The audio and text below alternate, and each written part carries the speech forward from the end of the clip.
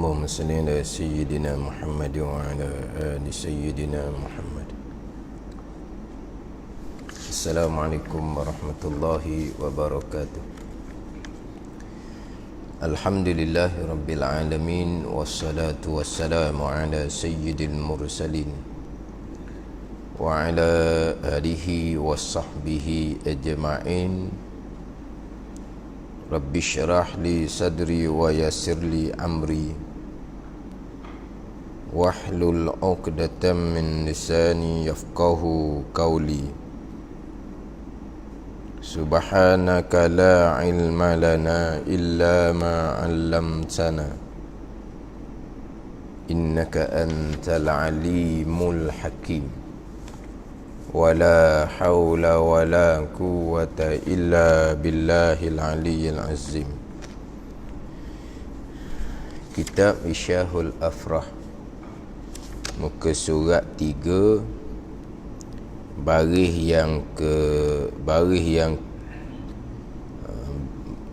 muka surat 3 baris yang ke-10 daripada bawah. Kitab Isyahul Afrah, muka surat 3 baris yang ke-10 daripada bawah. Qala al-muallifu rahimahullahu ta'ala wa nafa'ana bi'ulumihi amin.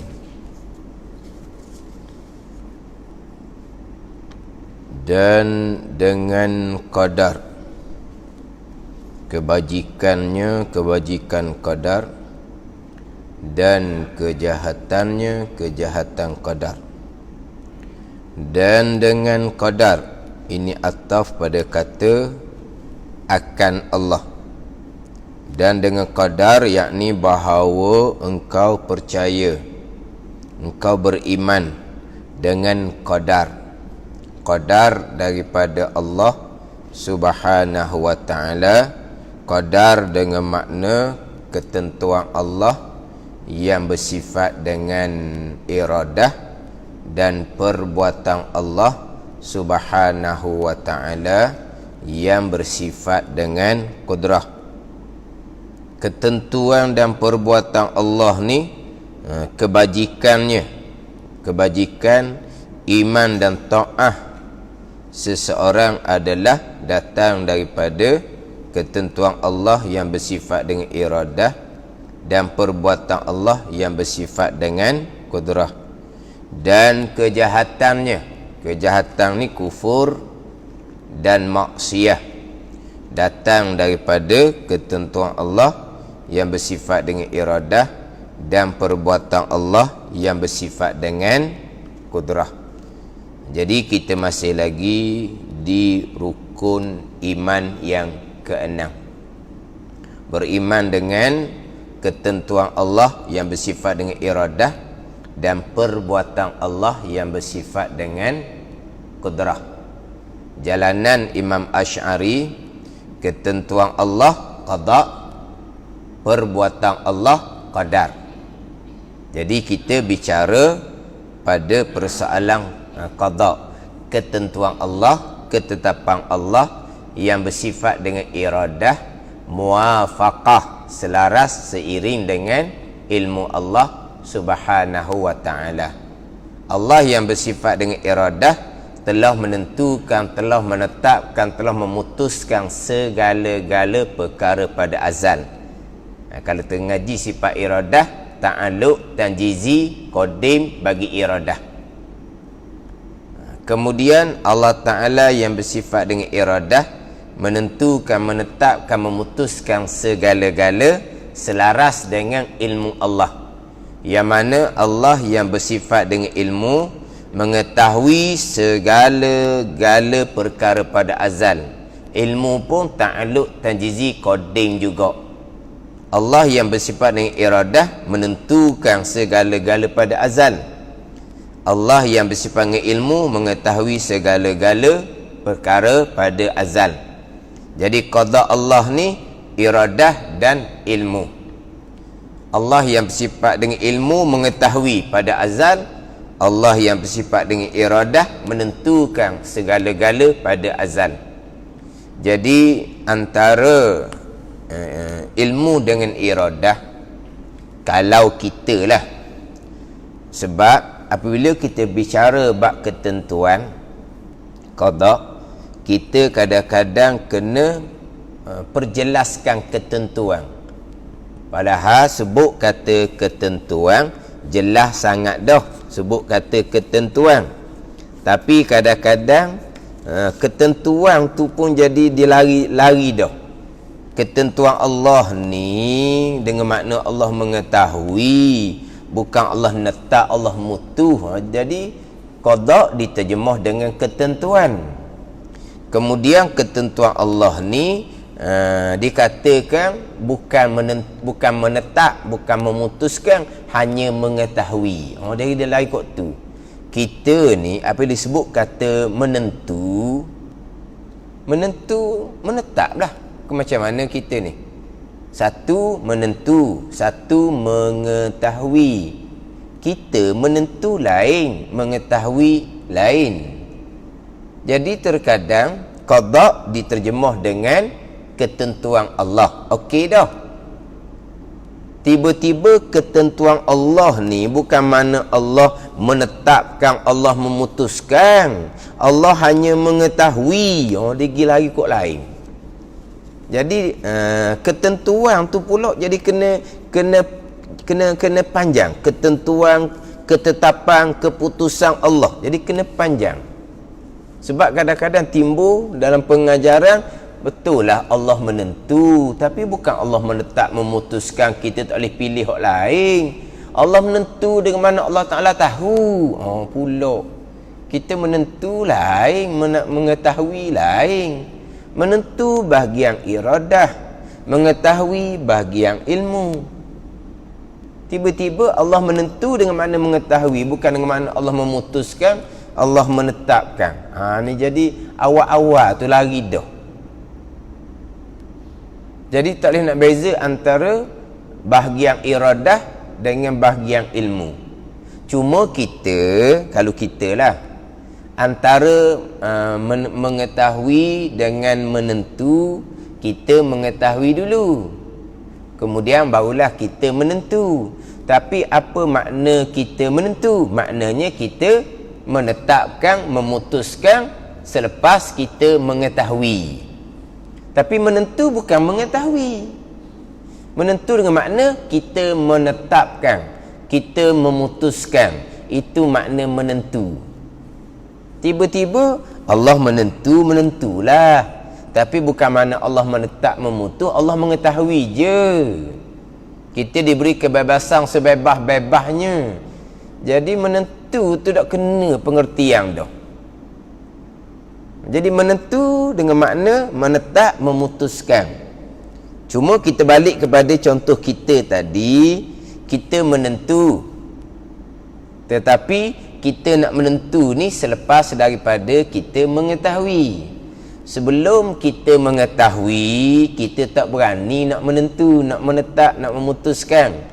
Orang tanya kita, kita menentukan, kita netu pasal mana, kita netap pasal mana. Nanti dulu. Sebab kitanya mengetahui tak berapa molek lagi. Tapi nak ceritanya, menentu lain, mengetahui lain. Cuma kita menentu kemudian daripada mengetahui. Kan gitu? Kita mengetahui siap-siap, barulah kita menentu. Tapi menentu lain, mengetahui lain. Adapun menentu Allah sedia kala, mengetahui Allah sedia kala. Tak ada dahulu, tak ada kemudian lah. Faham tak ni? Sebab iradah pun tanjizi qadim, menentu sedia kala. Ilmu pun tanjizi qadim, mengetahui sedia kala. Jadi antara menentu dengan mengetahui sama-sama qadim, sedia kala. Tak ada kata hak mana dahulu, mana kemudian lah. Cuma kita nak nampak pada ta'akul, pada penampakan akal kitanya, Allah menentu daripada Allah menentu mari daripada Allah mengetahui. Bila Allah mengetahui segala-gala, Allah menentu segala-gala. Allah mengetahui pada azal, Allah menentu pada azal. Tapi maknanya kita akan sebut mengetahui kemudian Allah menentu. Itu pada susunan ta'akul kita je. Tapi dia hak di Tuhannya mengetahui sedia kala, menentu sedia kala, dia tak ada dulu kemudian lah. Adapun kita menentu kemudian daripada kita mengetahui. Jadi kita jelas bahawa menentu, menetap, memutuskan. Apabila Allah telah menentukan segala-gala, kita ni terikat lah. Kalau Allah menentukan segala-gala, kalau kita tidak terikat dengan ketentuan Allah, berat daripada hak Mu'tazilah yang menafikan ketentuan Allah. Mu'tazilah, kita bicara hak bulan terdahulunya berkaitan dengan perkara jahat. Allah tidak menentukan tetapi Allah mengetahui. Itu Mu'tazilah. Kalau kita berpegang Allah menentukan segala-gala, tiba-tiba kita tidak terikat dengan ketentuan Allah, memang hebat sangat-sangat kita. Hebat sangat-sangat kita.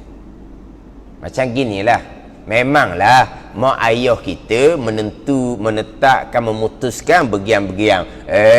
Kita anak ada pandangan kita sendiri. Yang kita nak turut mak ayah kita. Kenapa? Ini masa depan kita sendiri. Kenapa kita nak ikut ketentuan, ketetapan, keputusan mak ayah kita? Kita sendirilah. Maknanya apa? Power kita tu. Kengeng mak ayah kita tu. Dah? Mana mak ayah menetapkan, anak boleh canggah. Faham tak ni? Jadi kalau ketentuan Allah, ya, tapi kita tak terikat, memang hebat sangat kita. Lebih hebat daripada Mu'tazilah yang menyatakan Allah tidak menentu daripada awal perkara jahat. Tu Mu'tazilah berat dah. Memang hebat dah kitanya. Sebab kita melakukan perkara yang tidak ditentukan oleh Allah. Hebat dah lah maknanya. Kita di bumi Allah ni, kita menentukan perkara yang tidak ditentukan oleh Allah. Hebat dah. Hebat lagi Allah menentukan, tapi kita bebas, kita boleh buat ketentuan kita sendiri. Tu hebat lagi tu.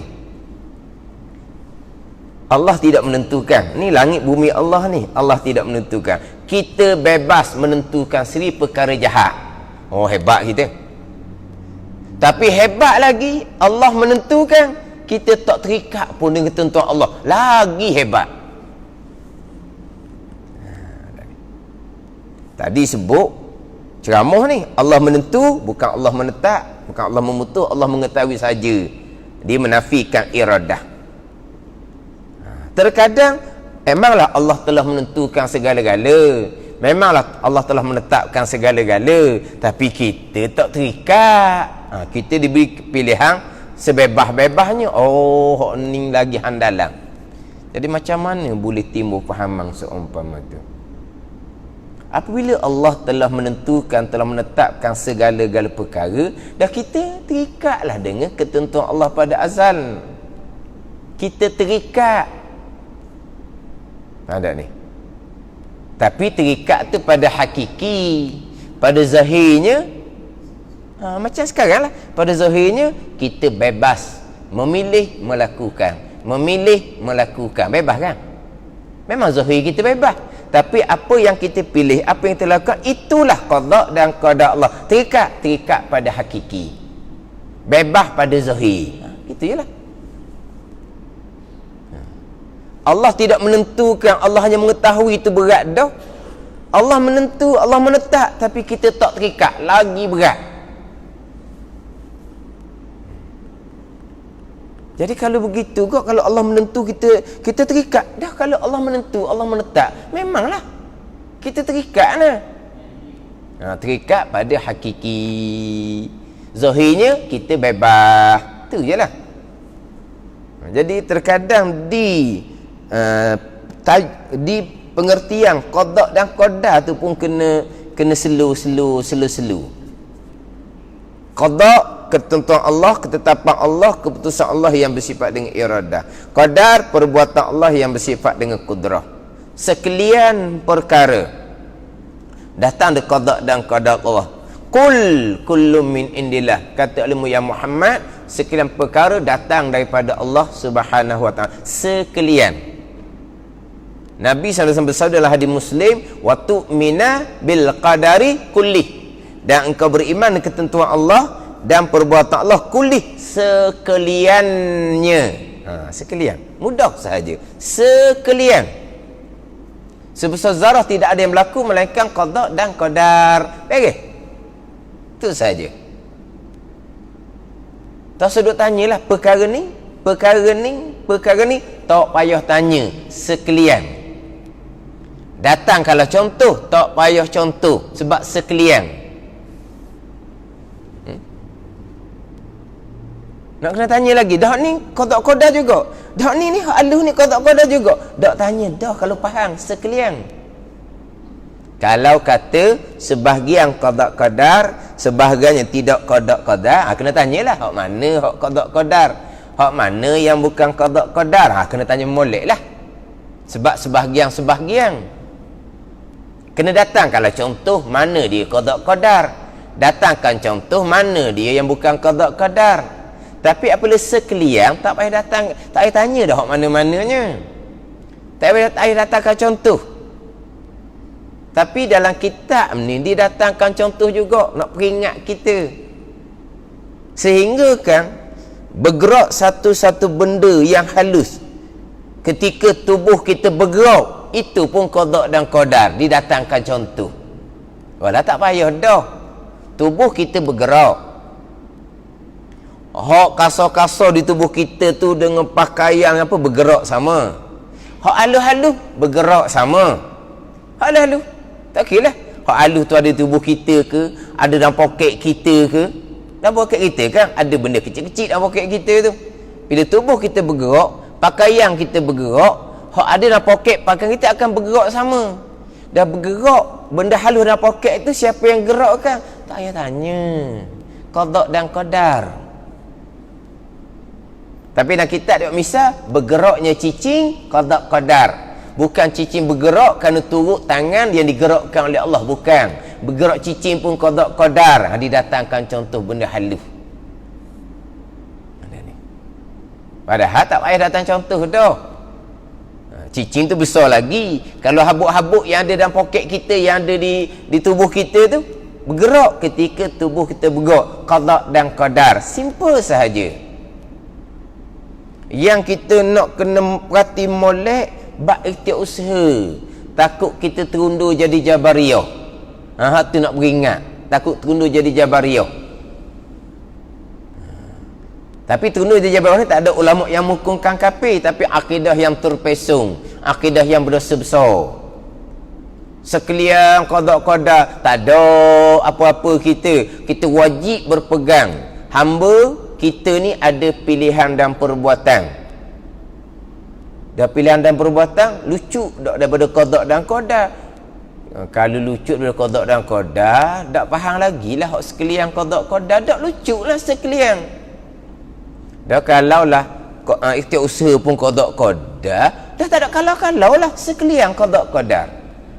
Dah kalau ikhtiar usaha pun qada qadar, kenapa kita di sunnah wajib berpegang kita ada pilihan dan perbuatan? Hanya kerana ayat Al-Quran menyandar kepada kita, iyyaka na'budu wa iyyaka nasta'in. Akan dikau kami yang sembah, akan dikau kami yang minta pertolongan.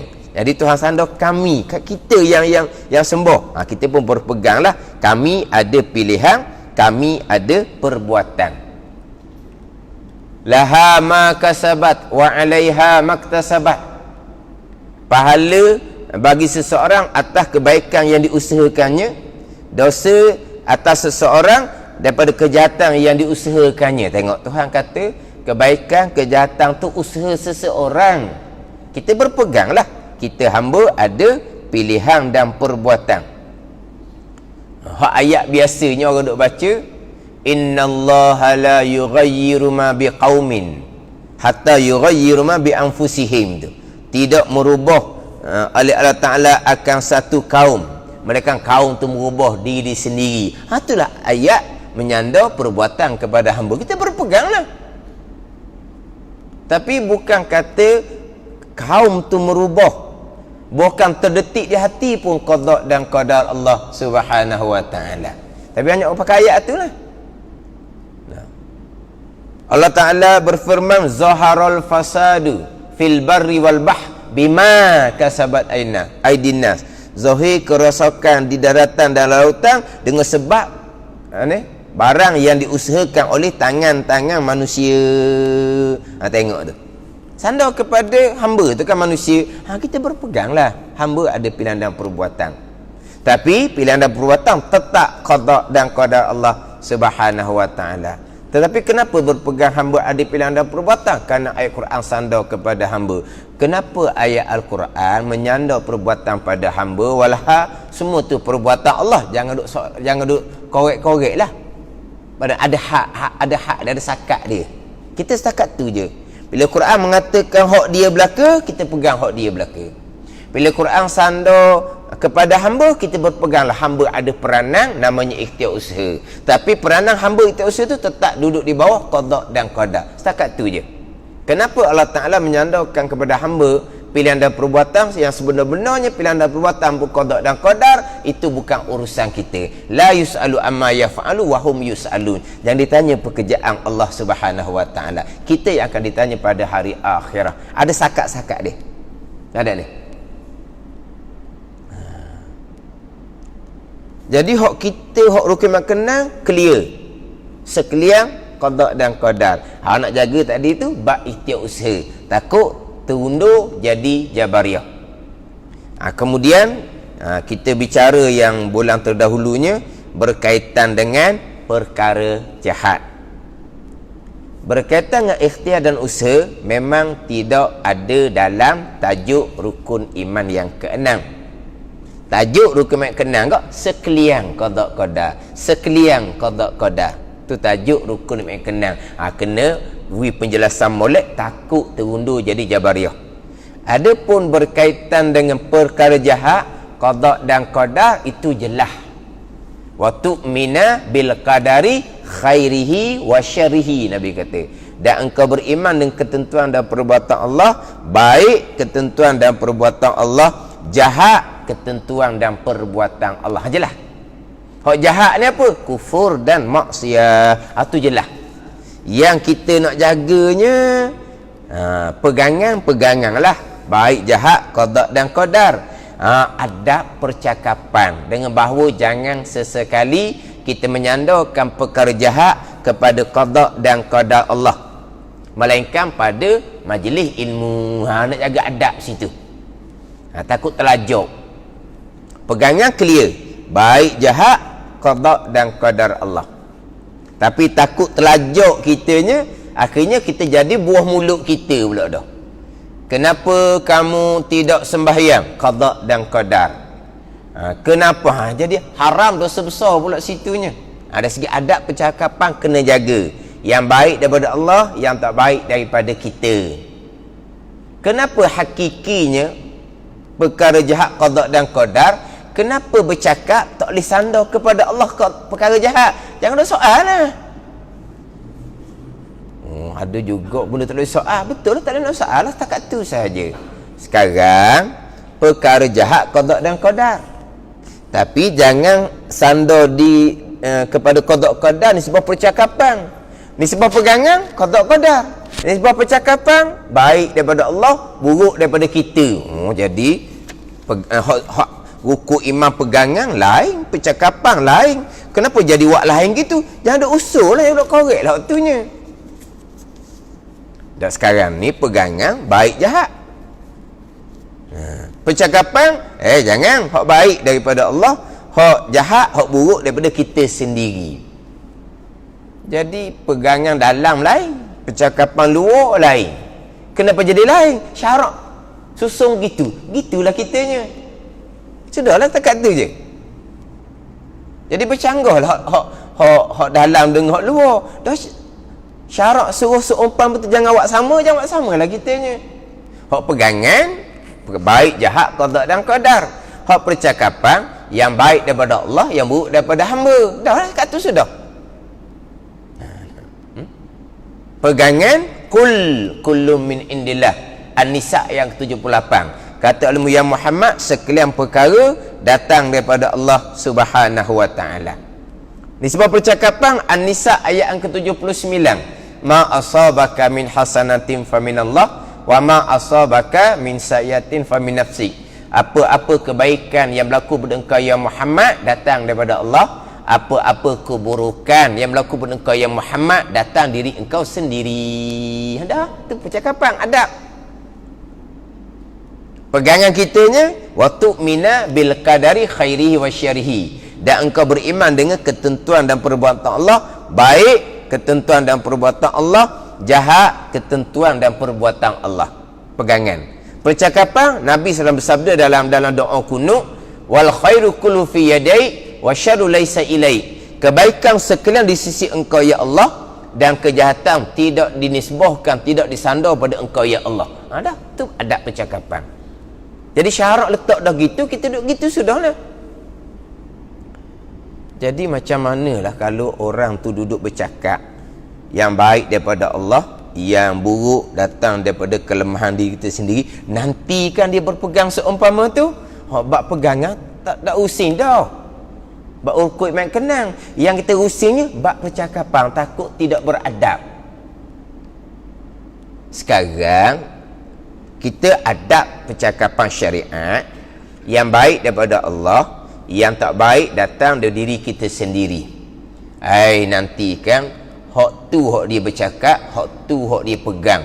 Dah kita tak bimbang pegangan. Sebab apa? Sebab rukun mek kenal jelas nyata kan. Baik jahat qada qadar kan. Nak using buat apa lagi?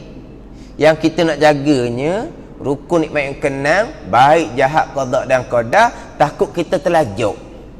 Perkara tu perkara jahat, perkara tu perkara salah, perkara tu perkara yang tak elok yang kita lakukan. Kenapa kamu lakukan? Kamu lupa kepada hukum iman. Kau jahat qada-qadar kan? Takut dilajak situ. Tidak beradab dia panggil. Tiba-tiba sekarang jadi terbalik. Bila bercakap yang baik daripada Allah, yang tak baik datang dari kelemahan diri sendiri, takut nanti itu percakapan, itu pegangan. Jadi pelik pula jadinya, kita pegangan tetap dah. Ke ada rukun iman kenang yang lain yang kita ngapa? Bukan baik jahat qada qadar kan? Cuma ada juga dia baik buruk, baik buruk. Satu selok tu dalam Udi Aikim, panjang selok tu, cuma saya dah tahu dia punya tajuk sebab dengar tengah dah. Cerita berkaitan dengan khairi wa syarihi. Dia terjemah baik buruk. Buruk sakit, qawi, miskin, hati je. Sepanjang tu. Baik buruk, baik buruk. Mana buruk? Sakit. Mana buruk ni qawi sekarang ni. Buruk tu datang daripada Allah. Mana buruk? Miskin seseorang. Tu datang dari Allah. Jadi sepanjang sampai ke sudah, dia tak sebut pun kufur dan maksiat, tak sebut pun. Hanya sebut buruk, contoh sakit, qawi, lepas tu miskin. Jadi kita tu ngapa rukun kenang tu? Baik jahat ke baik buruk? Kita ngapa kan? Rukun kenang tu lah. Baik jahat ke baik buruk? Kita sebut gini, untung baik, untung jahat. Bukan gitu? Ke untung baik, untung buruk?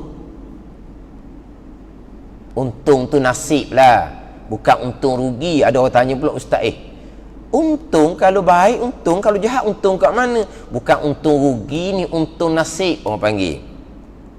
Apa yang berlaku tu untung nasib. Untung nasib hak baik, qada qadar. Untung nasib hak jahat, qada qadar. Tapi kita sebut untung baik, untung jahat tau. Ke untung baik, untung buruk. Tapi yang saya kata tadi, audio tadi tu, memang disebut baik buruk, baik buruk. Sampai ke habis selok tu, sepatah pun tak sebut hak jahat, kufur dan maksiat. Tapi dia tidak nafikan hak jahat, kufur, maksiat. Dia tidak nafikan. Cuma tak sebut langsung. Buruk, buruk, buruk, sakit, kemudian qawi, kemudian miskin. Datang daripada qada dan qadar. Mana tak sebut pun perkara jahat.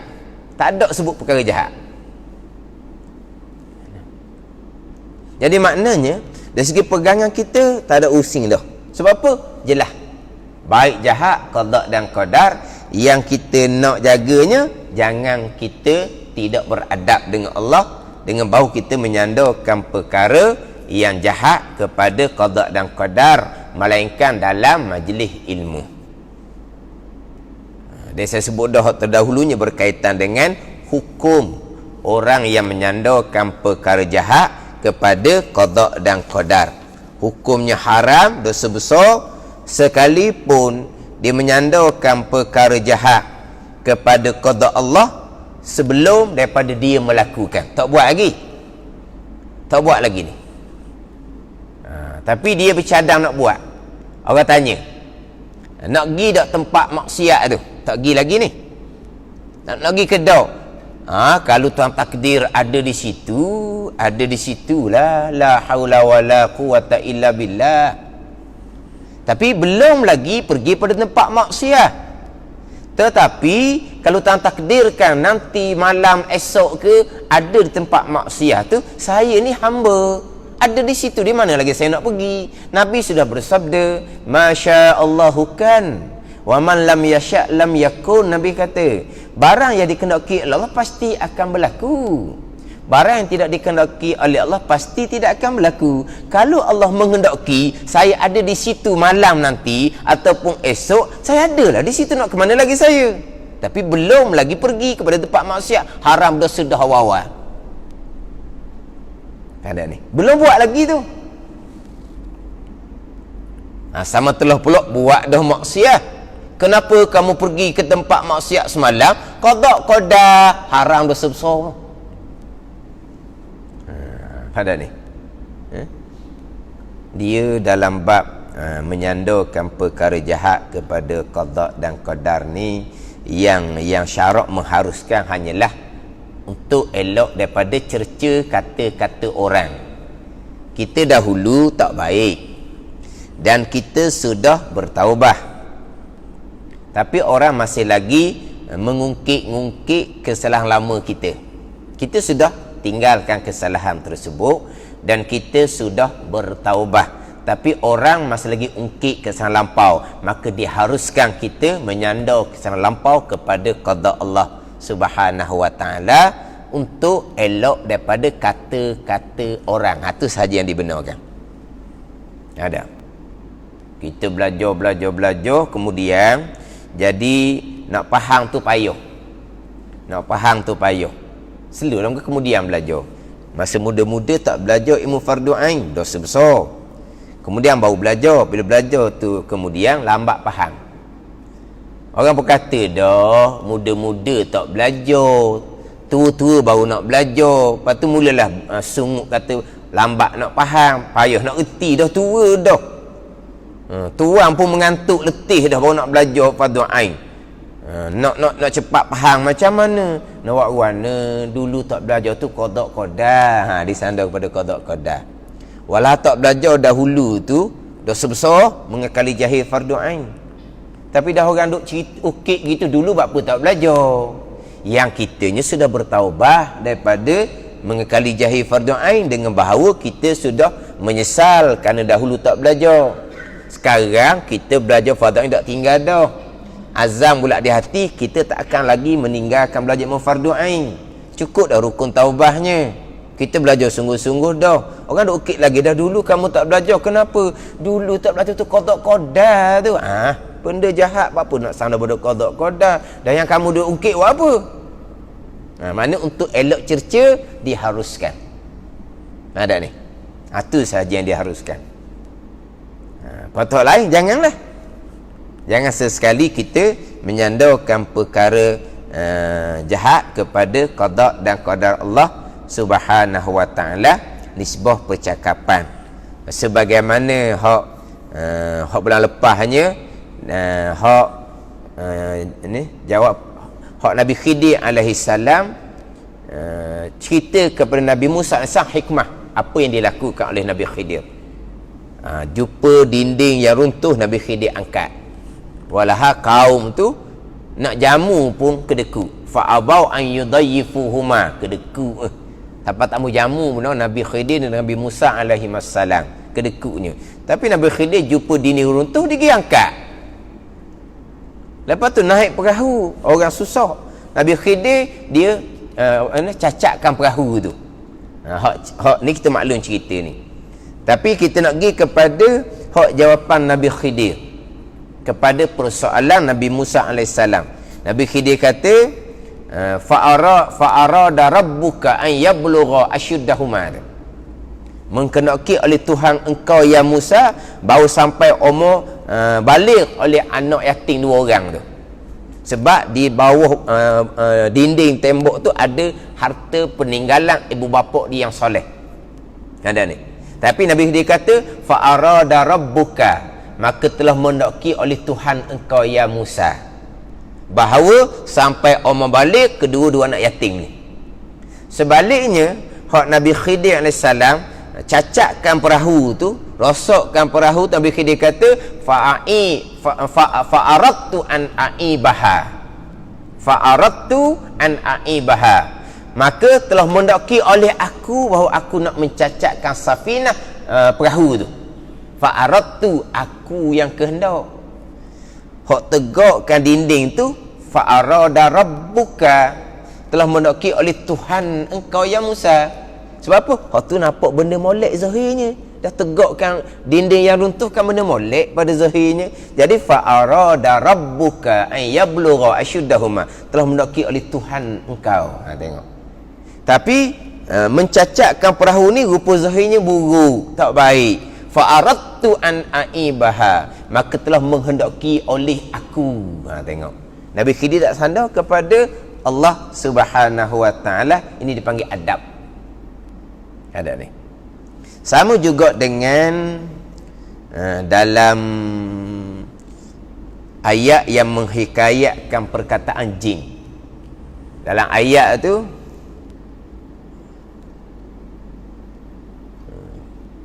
wa anna la nadri asyarun urida biman fil ard am arada rabbuhum an arada bihim rabbuhum rasyada. Wa anna la nadri asyarun urida biman fil ard am arada bihim rabbuhum rasyada. Cuma ayat ni payah sikit kita nak faham. Allah Ta'ala menghikayatkan ke perkataan jin. Hak jin nak tengok dah hak catatan tu. Jin kata, dan sesungguhnya kami tidak mengetahui sama ada dikehendaki dengan mereka yang ada di bumi akan kejahatan, ataupun kami tidak mengetahui sama ada telah mendaki oleh Tuhan mereka akan kebaikan. Mula-mula jin kata kami tidak mengetahui sama ada telah dikehendaki akan kejahatan dengan mereka yang di bumi manusia, ataupun telah menghendaki oleh Tuhan mereka ni manusia lah, mereka yang ada di bumi tu akan kebaikan. Ni kena duduk mikir sikit. Dia datangkan dengan bina majhul lah tu. Dikehendaki akan kejahatan, atau bina ma'ruf menghendaki oleh Tuhan mereka akan kebaikan. Sama ada dikehendaki akan kejahatan dengan mereka ni manusia yang ada di bumi, ataupun telah menghendaki oleh Tuhan mereka yang ada di bumi itulah manusia akan kebaikan. Nampak dah kita ada beza. Satu kejahatan, satunya kebaikan. Hak kejahatan, adakah dikehendaki akan kejahatan? Hak kebaikan, adakah telah menghendaki oleh Tuhan mereka akan kebaikan? Kebaikan telah dikehendaki oleh Tuhan mereka. Didatangkan fa'il. Siapa yang menghendaki? Tuhan mereka menghendaki akan kejahatan. akan kebaikan. Tapi hak kejahatan, hak kejahatannya adakah telah dikehendaki akan kejahatan? Dikehendaki. Siapa yang menghendaki? Didatangkan dari mina majhul. Tidak dinyatakan siapa yang kehendak. Adapun kebaikan ataupun telah menghendaki oleh Tuhan mereka akan kebaikan. Telah menghendaki oleh Tuhan mereka akan kebaikan. Tuhan yang kehendak kebaikan ni. Hak kejahatan adakah telah dikehendaki, bukan menghendaki, dikehendaki akan kejahatan. Siapa semua yang menghendaki? Tuhan mereka juga. Tapi tak datangkan bina fa'il. Bina fa'il macam mana? Menghendaki oleh Tuhan mereka akan kebaikan. Bina majhulnya dikehendaki akan kejahatan. Dikehendaki, bukan menghendaki oleh Tuhan akan kejahatan, dikehendaki akan kejahatan. Tapi siapa yang menghendaki kejahatan ni? Tuhan juga.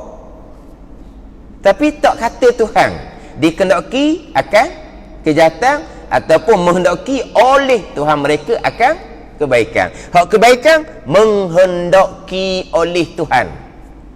Kejahatan dikehendaki akan kejahatan. Dikehendaki akan kejahatan, yakni menghendaki oleh Tuhan mereka akan kejahatan. Tapi disembunyikan Tuhan yang menghendaki. Ada ni. Tak sebut Tuhan. Tapi hak kebaikan ataupun telah menghendaki oleh Tuhan mereka, Tuhan manusia akan kebaikan. Kebaikan menghendaki oleh Tuhan. Dan kejahatan dikehendaki akan kejahatan. Dikehendaki. Siapa? Oleh siapa? Tidak didatangkan. Siapa? Dah kejahatan ni tak sebut Tuhan lah. Tapi sebenarnya siapa yang menghendaki kejahatan? Allah juga, Tuhan juga. Tapi didatangkan dengan benda majhul. Adakah telah dikehendaki akan kejahatan ataupun telah menghendaki oleh Tuhan akan kebaikan? Hak kebaikan menghendaki oleh Tuhan akan kebaikan. Didatangkan. Siapa yang menghendaki kebaikan? Tuhan. Hak kejahatan adakah telah dikehendaki akan kejahatan? Bukan kata adakah telah menghendaki oleh Tuhan mereka akan kejahatan. Tak. Adakah telah dikehendaki akan kejahatan, yakni adakah telah menghendaki oleh Tuhan juga akan kejahatan tu, tapi disembunyikan Tuhan. Bina majhul dia panggil. Kenapa ni? Hak baik sandar ke Tuhan lah, hak buruk jangan sandar ke Tuhan. Tapi hakikinya hak Tuhan juga. Ini panggil apa? Bab pegangan satu, bab adab percakapan satu. Mana? Ni kita ulang panjang dah ni. Ni benda ni kuliah yang keberapa dah tahu ni, hak berkaitan dengan perkara yang jahat yang terang nyata jelas di rukun iman yang keenam. Baik jahat, qada dan qadar Allah Subhanahu wa ta'ala. Dia apa-apa perkara yang walaupun tidak berdosa, benda yang tak elok pun jangan kita sandar kepada qada dan qadar Allah Subhanahu wa ta'ala. Macam sebut kalau terdahulunya, kita pemalah. Kita ni jenis kelang kabut, jenis terbolah. Kerja buat kita tu jadi cukar cemaking sokmo kitanya. Tak ada jenis tertik terening dok kita ni. Kan ada orang jenis tertik terening, kerja buat dia teratur comel je. Ada orang ni gok cukar cemaking buat kerja. Kamu ni kenapa kerja cukar cemaking gitu? Qada qadar, jangan. Itu benda tak molek. Ada ni. Benda tak molek jangan sandar pada qada dan qadar. Tambahan pula kalau benda tu salah pula ni, dah pasal dia nak kata guana. Kan orang pasal jenis cukar cemaking tu kan, memang gitu Tuhan buat ke dianya. Nak suruh dia jadi titik terening itu bukan pasal dia. Memanglah Tuhan jadikan, tapi benda tak comel. Tapi kalau benda memang salah, kita kerja pun cuai, tidak menunaikan amanah majikan. Bila majikan tegur, kerja tak siap, qada dia kata. Oh, tu lagi berat. Ada ni. Kena pula majikan hok jahil. Qada kena kelak ni. Kelak kepala majikan. Apa? Dah qada. Nak lawan kok mana lagi dah? Oh, jenis majikan jahil. Oh, kalau majikan tu hok cerdik, polah telinga lalu. Ni mu ni kerja dah letak amanah. Kerja tak jujur. Kalau majikan ada, nampak rajin kerja. Majikan tak ada, mula dah amanah. Tu tak baik kerja gitu tu. Sandar ke Tuhan 2 kali tak baik. Polah telinga lalu patutnya. Pada ni. Dah majikan ada reti. Ni cinta sungguh ni. Dia boh. Bila dia tegur-tegur anak buah dia sana pada kodok-kodak. Senyaklah dia. Lepas dia belajar, kok tu. Nati dia tu nati. Oh, baru nati. Dalam muka ni pada goreng ke anak buah je. Ada uti. Senang dia jawab. Tuhan tetap dah boh, rezeki banyak mana. Kalau Tuhan rezeki hari ni banyak tu lah saya dapatnya. Dah orang lain tu boleh banyak, tu dah Tuhan rezeki dia banyak. Malah dia kerja tak betul. Lepas tu, kalau Tuhan kata rezeki cupok lah. Kalau segatang, pandai pula. Dah kalau Tuhan tetap rezeki cupok, takkan jadi segatang. Kalau dah segatang, takkan jadi kurangnya. Memanglah pegangan kita gitu. Kita dapat Allah cupok lah, segatang lah. Tapi kita dapat cupok tu mari daripada kita tu yang tidak kerja molek. Tak boleh sandarlah kepada qada dan qadar. Ada ni. Sebab apa? Sebab mari daripada kelalaian kita, kecuaian kita, kerja tak molek kita. Hakiki hak Tuhan belaka. Tapi pandai lah dia kata. Dah Tuhan tetap dah cupok lah. Kalau tak segatang lah. Ada pula orang fahaman ni lah kata salah fahaman ni. Fahaman kata rezeki cupok takkan ada segatang. Fahaman ni salah ni. Fahaman ni menyebabkan orang Islam jadi mundur. Ni. Orang agama cakap gitu tu. Fahaman salah, rezeki cupok takkan jadi segatang. Fahaman salah ni lah yang memundurkan orang Islam, dia kata. Jadi maknanya kalau Tuhan tetap secupok, kita boleh dapat segatang, handalanglah kita. Kau macam mana? Tapi kita, rezeki kita cupok ke segatang, kita tak tahu. Ke bangun pagi tahu lalu dah. Bangun pagi tengok, oh cupok sama tidur. Kalau pergi awal apa, cupok kau. Kita tak tahu. Kita usahalah sungguh-sungguh. Boleh cupok, sabarlah. Boleh segatang, syukurlah. Ada ni. Tapi kalau kita boleh cupok sikit tu kerana kemalasan kita, jangan sandar pada qada dan qadar. Hakiki Tuhan belaka. Tu je. Tapi memang betul lah pegang kita. Si cupok takkan jadi segatang. Dia kata salah fahaman tu. Fahaman tu menyebabkan jadi mundur orang Islam. Tak tahulah tu mari mana fahaman pelik belaka tu. Tapi kalaulah kata boleh sedikit datang ada kecuaian datang ada kemalasan kita contohnya, jangan sandar kepada qada dan qadar Allah Subhanahu wa taala. Pernah timbul dalam satu surat khabar. Dia masa tu musim perayaan. Musim perayaan ni banyak berlaku kemalangan lah. Musim perayaan banyak berlaku kemalangan. Jadi tajuk dianya kemalangan yang berlaku ni takdir ataupun kecuaian. Itu tajuk besar dia. Mana masa tu masa perayaan. Perayaan ni banyak kemalangan. Jadi tajuknya kemalangan tu takdir Allah ataupun kecuaian manusia. Tajuk dia. Kemalangan yang berlaku pada musim perayaan, takdir Allah ataupun kecuaian manusia. Tapi dalam tu memang dinafikan takdir Allah. Dalam tu memang dinafikan takdir Allah. Tapi yang menulis tu mungkin bukan aliran agama barangkali, sebab nampak yang menulis tu macam wartawan biasa je rasanya. Mana yang menulis tu bukan ruangan agama, macam ruangan rencana gitu je, bukan ruangan agama. Dan yang menulis pun rasa-rasa macam wartawan biasa je. Tapi dalam tu memang dia tolak. Kemenangan berlaku bukan takdir Allah, kecuaian manusia. Ditolak terus itu. Tidak ada takdir Allah. Itu kecuaian manusia. Kita macam mana? Memanglah takdir Allah. Tetapi kalau kemalangan tu berpunca dari kecuaian manusia, kita kata kecuaian manusia. Kita tak akan sandar pada takdir Allah. Sebab apa? Sebab itu benda yang salah. Takdir Allah tetap ada takdir Allah.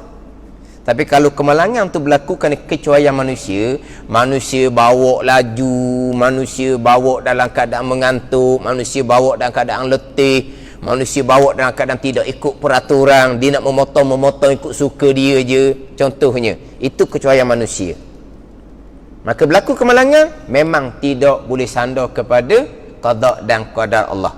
Itu sandar kepada diri sendiri. Sebab apa? Sebab benda buruk. Takdir Allah tetap dah tak lari dari situ. Dari segi adab percakapan boleh tak nak sandar pada takdir Allah. Kenapa berlaku kemalangan? Kerana saya tak letih dah, perjalanan jauh ni, mengantuk dah. Itu kecuaian awak. Kita tak akan sandar pada takdir Allah. Sebab apa? Sebab kecuaian kesalahan manusia itu sendiri. Jadi kalau kata kemalangan tu takdir Allah ataupun kecuaian manusia, memang segala-galanya takdir Allah. Tapi kalau kecuali manusia, tidak akan disandar kepada qada dan qadar Allah Subhanahu wa ta'ala. Tapi dalam hak saraba tu memang ditolak sepenuhnya lah, tidak ada takdir di situ. Tidak ada takdir. Semata-mata kecuaian manusia. Jadi ini kita letak molek dari segi pegangan, dari segi adab percakapan. Ni kadang-kadang kan, kenapa kamu tidak tutup aurah? Allah belum buka hati saya. Oh, sedap dia jawab. Kenapa kamu masih lagi tidak pakai tudung? Kerana Allah belum belum buka hati saya. Oh, sandar kepada Allah. Dahlah tidak bertudung tu haram berdosa. Sandar kepada takdir Allah haram berdosa pula situnya. Selapis lagi. Kata ni. Ada orang jawab pesen ni. Kenapa kamu tidak pakai tudung? Hati saya belum terbuka. Supa ke tak? Tadi dia kata Allah belum buka hati saya. Jadi dia tu jadi gitu kerana Allah lah.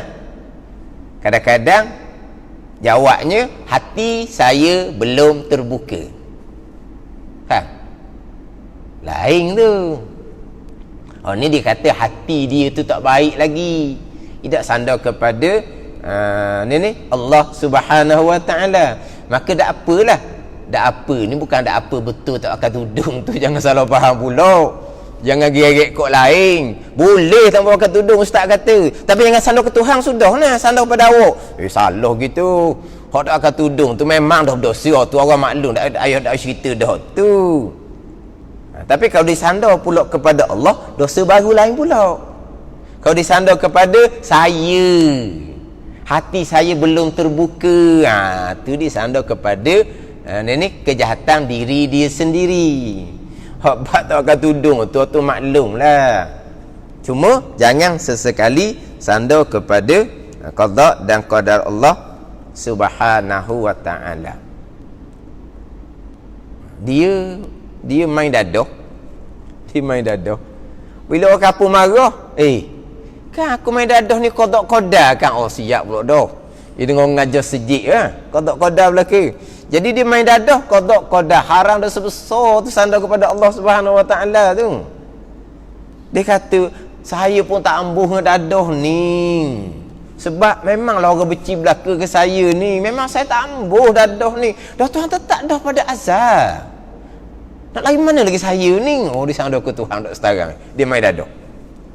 Kita akan jawab, tak, kamu yang merosakkan diri kamu sendiri.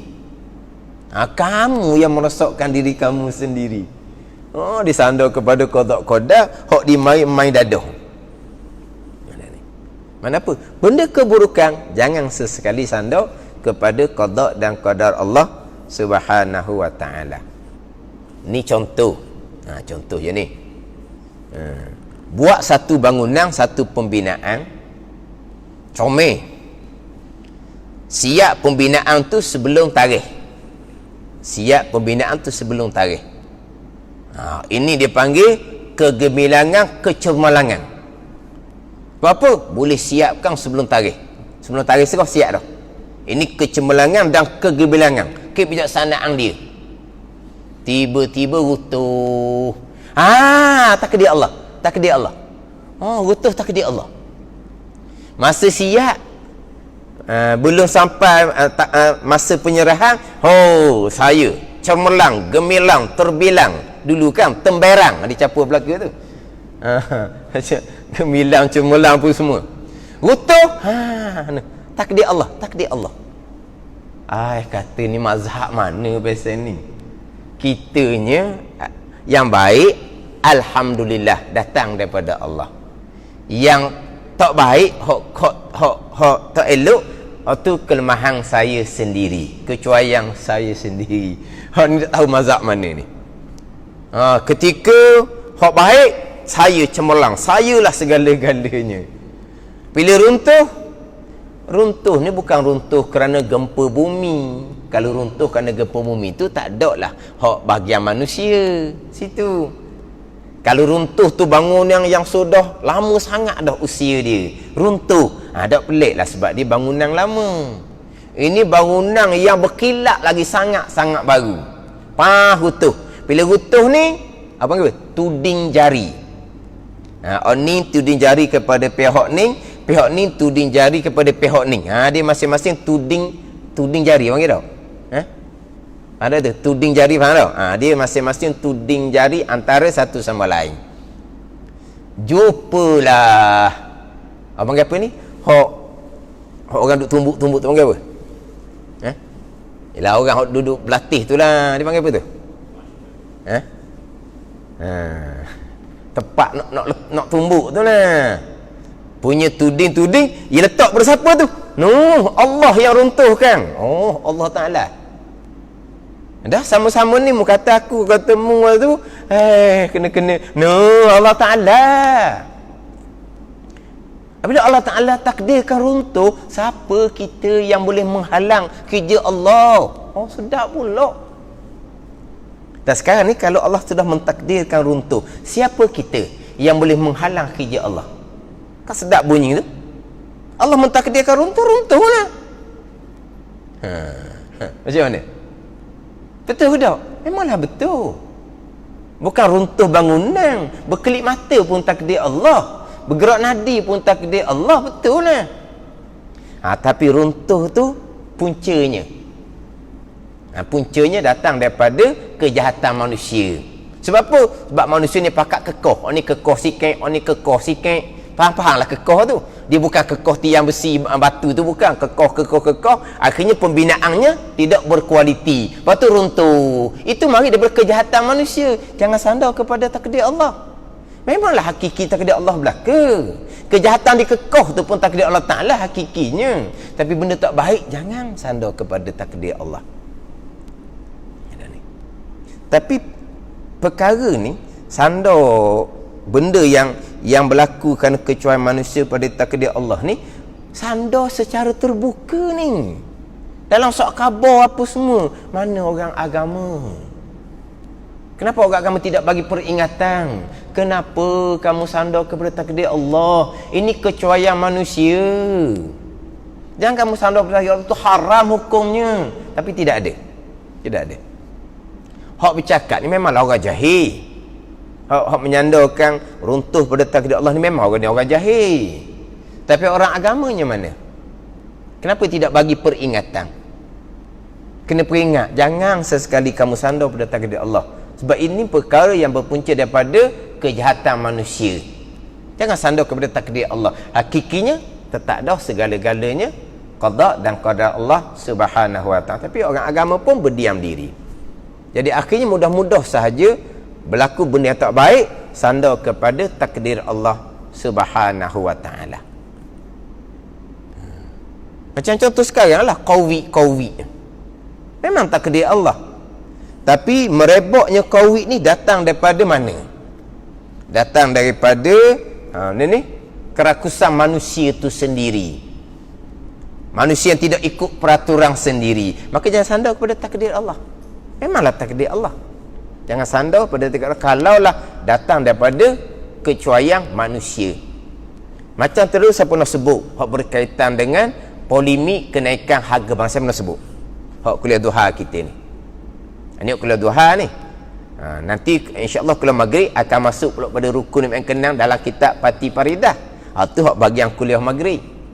Ini kuliah duha.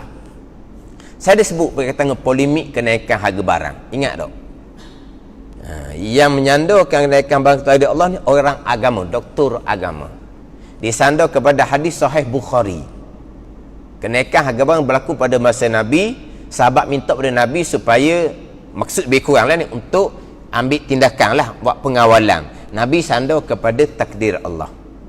Maka kenaikan harga barang sekarang, doktor tadi disandar pada takdir Allah. Kemudian datanglah doktor yang lain, dia menafikan takdir Allah.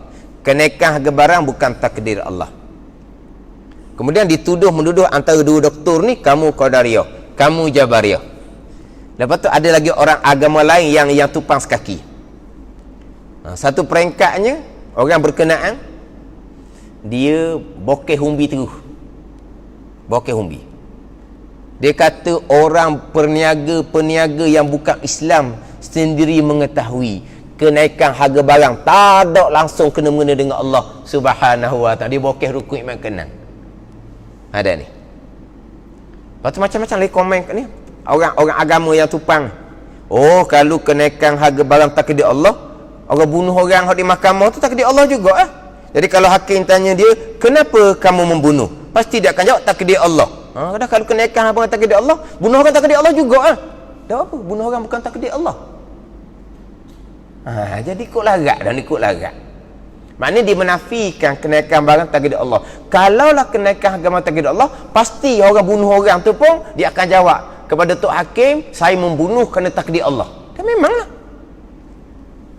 Segala-gala takdir Allah. Bunuh orang pun takdir Allah. Tapi kalaulah Tok Hakim tanya, dijawab takdir Allah, dibunuh orang tu, Tok Hakim kena takzir dulu. Takzir dulu. Anda Tok Hakim nak supiak ke, nak watang ke, sebab apa? Haram tu kamu menyandar, kamu bunuh orang pada takdir. Kena takzir dulu. Hak dibunuh orang tu bicara semula. Sebab apa? Salah cakapan gitu tu. Tapi pegangan tetap dah. Tapi kenapa orang ni kata, kalaulah kenaikan harga barang takdir Allah, dia bunuh orang takdir Allah juga. Jadi seolah-olahnya bukan takdir Allah. Ni semua ni bicara di kalangan orang agama belakang ni. Hak ketika polemik kenaikan harga barang.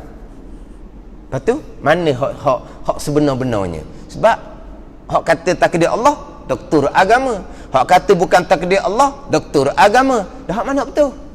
Akhirnya dia jadi senyap gitu je. Tak ada apa ni? Penyelesaian tidak ada. Senyap gitu je. Jadi macam susah sangat. Ada satu komen itu, komen dia berenah lah. Cuma dia tak cerita panjang. Dia kata salah konteks, dia panggil. Salah situasi. Pada masa Nabi, kenaikan harga barang bukan berpunca daripada kejahatan manusia. Sebab kenaikan harga barang ni boleh berlaku daripada berbagai-bagai punca, berbagai-bagai sebab. Jadi kenaikan harga barang ni tak dapat dielakkan oleh peniaga. Sebab peniaga dapat dengan harga yang mahal. Kemungkinan tempat penghasilan tu, di tempat tu mungkin barang dia kurang ke, ada berlaku musibah di tempat mereka ke, kemarau di tempat mereka ke, menyebabkan barang tu jadi sedikit. Jadi peniaga nak dapat barang dia terpaksa kena beli dengan harga yang mahal. Dia pun balik ke Madinah, terpaksa dah kena jual dengan harga yang mahal juga sebab dia dapat harga mahal. Sebab di tempat kurang bekalan. Mungkinlah banyak punca. Tapi bukan berpunca daripada kejahatan manusia. Nabi sandarlah kepada takdir Allah.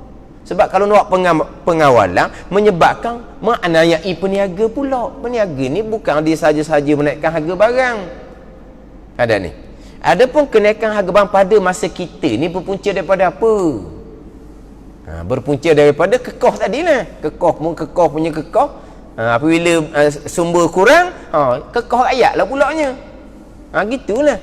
Jadi kalau kenaikan harga barang tu berpunca daripada kejahatan manusia, jangan sesekali sandar kepada takdir Allah. Haram hukumnya, dosa besar kita menyandarkan perkara yang berlaku yang berpunca dari kecuaian kita sendiri kepada takdir Allah. Walaupun hakikinya kecuaian yang berlaku tu memang takdir Allah juga. Tu saja. Ni siapa peringkat nak menafikan terus takdir Allah. Oh, dia buat banding dengan peniaga bukan Islam pun tahu bahawa kenaikan harga barang tak ada kaitan dengan Tuhan. Oh, jadi dia buat macam orang-orang bukan Islam juga dia ni. Dia bokeh tu umbi hak rukun iman yang ke-6. Tapi tak adilah. Akhirnya senyap gitu, tak ada. Walaha kita di Malaysia ni hebat nak banding daripada negara lain. Negara lain ni sebutkan kata marah pula. Negara lain kalau mufti seorang je, Malaysia kita ramai belah-belah tau. Ini isu ni. Isu agama ni. Jadi polemik ini. Orang agama lah kena perjelaskan. Takdir Allah kedau. Memang takdir Allah segala-galanya. Dah boleh tak sandar kepada Allah kenaikan harga barang. Kenaikan harga barang kena cek lah berpunca daripada apa? Berpunca daripada kelemahan manusia, kejahatan manusia. Kerana urus takbir manusia ni tak baik. Kalau mari situ punca, jangan sandar kenaikan kepada takdir Allah. Perjelaskan molek. Sebab itu benda yang punca daripada kejahatan manusia. Tu sahaja. Tapi dibiarkan baloh, lepas tu senyap.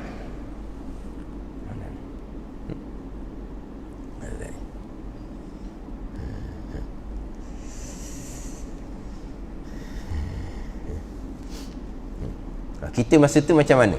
Pada masa polemik, tak heran? Tak heran? Kita tak ingat tau. Kita mudah lupa kita ni. Alhamdulillah.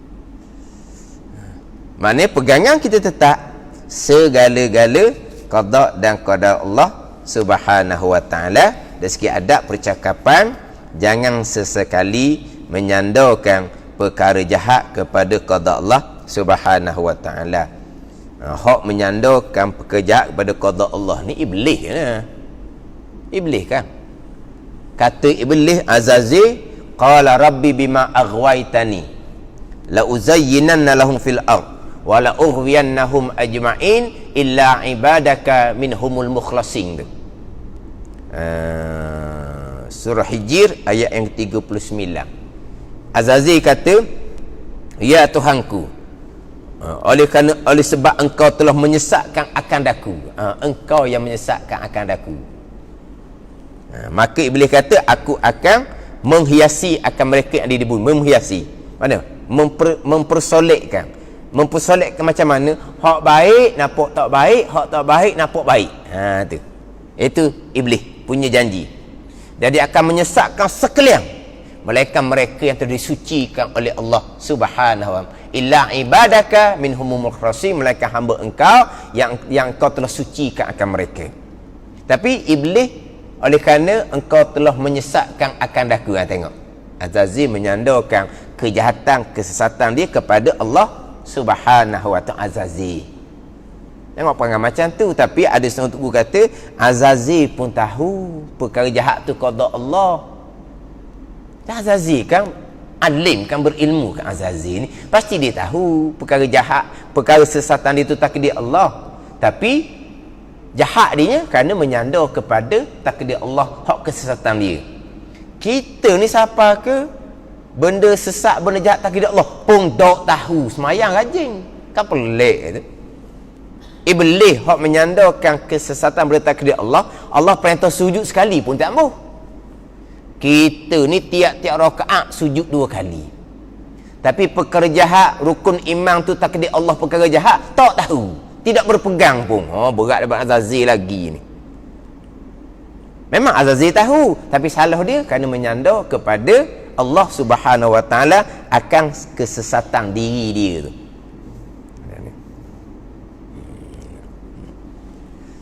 Ini kita cerita hak pegangan ahli sunnah wal jamaah. Hak Mu'tazilah kita cerita dah terdahulunya.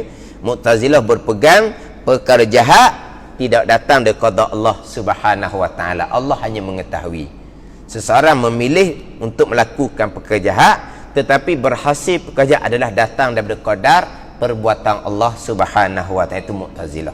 Itu akidah yang khilaf ulama, sama ada kafir ataupun pandangan muktamad, akidah yang fasik lagi mubtadi'. Itu akidah Mu'tazilah, hak dia pakai pada tahsinul akli. Walaupun ayat Al-Quran jelas, walaupun hadis Nabi jelas, segala-gala adalah datang dari qada dan qada Allah Subhanahu wa jelas. Tapi Mu'tazilah lebih kepada logik akal. Takkanlah perkara jahat qada Allah juga, benda yang Allah Taala marah, dia pakai logik akal. Orang yang tidak beriman dengan qada dan qadar Allah baik jahat ni, Tuhan suruh cari Tuhan lain tu.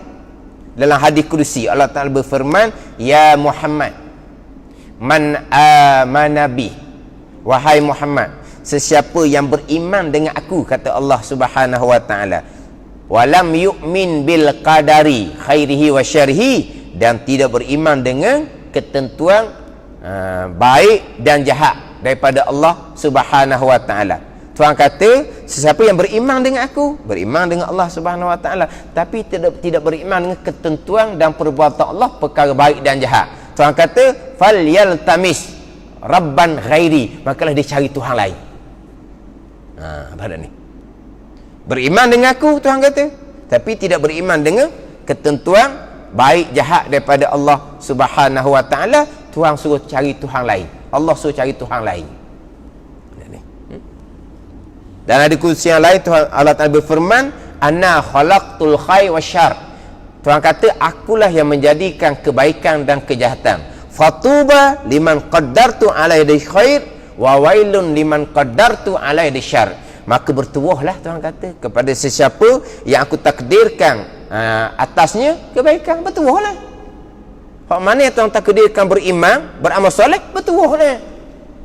Dan celakalah bagi sesiapa yang aku takdir ke atasnya kejahatan. Tapi baik jahat ke, Tuhan kata dia buat belaka.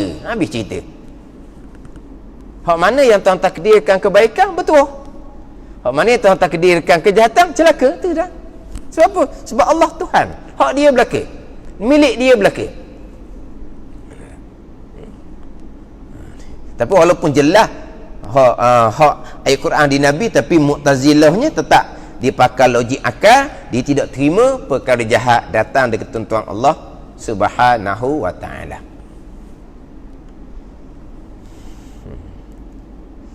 Kita kuliah duha ni 2 jam. Kita sebelum ni pernah kata kalau ada persoalan, maknanya tulislah soalan kalau ada persoalan lah. Cuma kadang-kadang kita bicara bab akidah ni tak berani nak tanya dah. Kalau bab fiqh sedap tanya. Kita sebenarnya fiqh ni wisyahul afrah. Tapi sebelum masuk fiqh tu kita bicara bab akidah terlebih dahulu. Sebab kita 2 jam. Maknanya kalau ada persoalan, kita berhenti kitab awal sikit, kita pergi pada soalan tu. Soalan tu moleknya tulislah. Mana kadang-kadang kalau kita tanya tengah tu, kadang-kadang cara kita bertanya pun kadang-kadang tak kena apa semua. Kalau kita tulis tu, tengok soalan ni kena tak kena tajuk. Kalau kena tajuk kita ambil, tak kena tajuk kita simpan je. Ada ni. Tapi kita bab-bab pegangan ni gitulah. Jadi kita nak tanya pun kadang-kadang kita tanya, bukan kita berpegang sebagaimana kita tanya. Orang kata dia tanya gitu, dia pegang gitu dah tu. Tanya ni mari ke muskilan ni. Kita tak pegang hak pasal gitu, pasal salah tu. Cuma kita mari ke muskilan, ataupun kita pernah dengar orang cakap yang kita muskil, kita pun tanyalah. Tapi kita tanya tu memang salah pegangan kalau seumpama tu. Kalau tanya kau kata, dia ni nampak ngaji lama ni. Apa dia pegang hak gitu? Padahal dia tanya, bukan dia pegang hak gitu. Tu orang takut nak tanya. Sebab ni bab akidah ni. Ni bab akidah. Salah sini, balik awal lah. Ni bab pegangan. Yelah kadang-kadang orang tanya, pelik-pelik dia tanya. Dah kalaulah segala perkara yang berlaku ni, termasuk perkara yang buruk, perkara yang musibah-musibah tu qada berlaku, dia pun tanya. Masa tu hak tengah hak Myanmar tu, hak Rohingya tu. Hak Myanmar tu, hak Rohingya tu kan. Jadi orang hak tanya ni orang berkenaan ni, bukan nak wait hak tanya ni. Tak ada, bukan nak wait. Orang berkenaan ni. Orang hok cerdik pandai lah kita kata. Orang cerdik pandai. Ustaz, kalaulah segala-gala takdir Allah, lepas tu di Myanmar orang Rohingya kena zoling seumpama tu, qada juga ke? Kalau qada siang ke orang Rohingya. Lepas tu dia kata hak di Palestin tu puluh tahun dah di Palestin tu. Hak orang Palestin tu lah puluh tahun kan. Rohingyanya hak Kediang ni. Hak Palestin tu lagi lama puluh tahun. Qada juga. Kalau qada juga siang ke orang Palestin. Allah.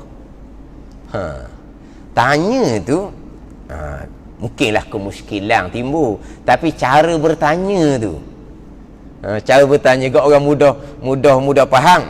Dia faham kok mana dia ni. Jadi tanya tu macam tak nak terima lah kalau segala-gala perkara qada dan qadar, termasuk apa yang berlaku di Myanmar tu qada dan qadar. Jadi apa-apalah Tuhan buat kepada orang Rohingya, orang Islam tu kan. Orang Palestin tu orang keturunan para anbiya di Palestin, di bumi para anbiya Palestin tu. Ada ni. Baitul Maqdis ada di Palestin tu. Kalau dah datang daripada qada Allah, kesiang lah. Nak jawab ke mana tu? Kalaulah kita kata bukan qada. Dan kalau qada dia kata kesiang. Kalau bukan qada, orang Rohingya kena tu bukan qada dan qadar. Allah hanya mengetahui.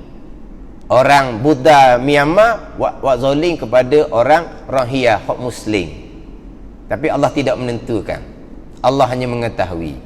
Jadi orang kafir Buddha tu boleh buat sesuka hati di bumi Allah, di bawah langit Allah.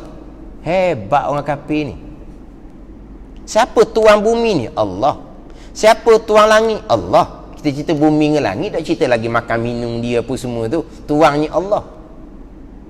Tuannya Allah. Tapi dia ni boleh buat perkara yang tidak ditentukan oleh tuan dia. Mana kira tuan? Buat bandingan ginilah. Kita sebagai tuan rumah. Kita sebagai tuan rumah. Orang yang mari menumpang di rumah kita tu, tiba-tiba dia menetapkan satu perkara yang bukan perkara yang ditetapkan oleh kita. Sesuka hati dia je. Dia menumpang rumah kita, tiba-tiba dia buat perkara yang sesuka hati dia je atas rumah kita. Situ siapa yang power, siapa yang kengeh. Yang power hak menumpang tu lah. Sebab dia boleh buat kesuka hati dia. Lepas tu hak kengeh, hak lemah ni tuan dia lah, kelik tengok atas rumah dia tu. Orang tu buat sesuka hati, benda yang dia tak suka. Jadi macam tuan langit bumi Allah Ta'ala. Orang Buddha Myanmar hak kafir menzalimi orang Rohingya ni bukan ketentuan Allah. Berlaku di mana? Di bumi Allah, di bawah langit Allah. Allah tuan. Mana kedudukan Allah Subhanahu wa ta'ala sebagai tuan?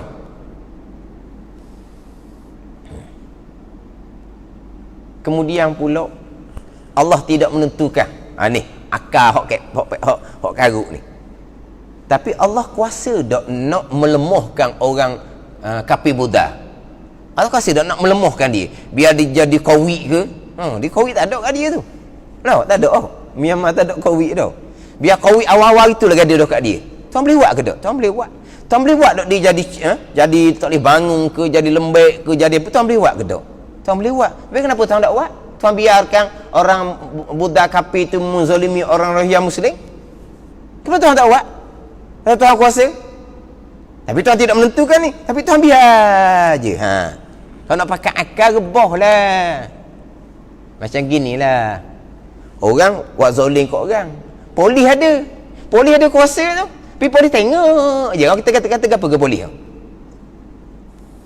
Jadi sekarang ni Allah Ta'ala kuasa nak melemahkan orang kafir Buddha Myanmar, tapi Allah tidak lemahkan. Dia menzalimi, Allah tidak menentukan. Kalau pakai akal rebah lah. Ada ni. Hak tu semua atas dunia. Bahagian orang Muslim Rohingya, bahagian tu ujian kepada mereka. Kita jangan persoal hak tu kerjaan Tuhan. Hak kita simpati, kita memanglah simpati. Tapi kita tak persoal qada qadar Tuhan. Kenapa Allah? Kita tak persoal. Kita terima itu semua qada qadar. Hak kita simpati, kita simpatilah. Hak kita tolong tu syariah, kita tolonglah, kita berdoalah kepada mereka tu syariah. Tapi apa yang berlaku tu qada dan qadar. Ada hikmah dia berlaku, tidak sia-sia. Terkadang Tuhan timpa musibah kerana orang Islam meninggalkan ajaran Islam. Terkadang itu sebagai peringatan daripada Allah Subhanahu wa taala. Terkadang orang Islam tu beramal dengan agama, tapi Tuhan nak angkat darajah, Tuhan uji dia dengan bagai-bagai musibah. Faham tak ni? Semuanya ada hikmah. Dia mati syahid. Mati ni semua atas dunia belaka. Apa-apa kesusahan, kesakitan, keperitan atas dunia. Kesakitan, keperitan hak sebenar di alam akhirah. Zahir ternampak dia sakit, dia perit, dia atas dunia. Terkadang akhirnya syurga. Terkadang seseorang atas dunianya segala-galanya dia, tapi akhirahnya perit, sakit, seksaan neraka. Itu bahagian masing-masing. Kita yang bersoalah kerja Allah Subhanahu wa taala. Sebagai contoh, orang Palestin. Orang Palestin, kehidupan mereka sentiasa ingat kepada kematian. Faham tak? Sentiasa ingat akan kematian. Sebab apa? Sebab bila-bila masa roket ke apa, bom ke apa, jatuh atas atap rumah mereka, mereka sentiasa ingat kepada kematian. Dah kita ingat kematian? Dah kita mati ke tak? Tak mati apa? Mati aksiden ramai mana? Mati dadah ramai mana? Mereka mati syahid.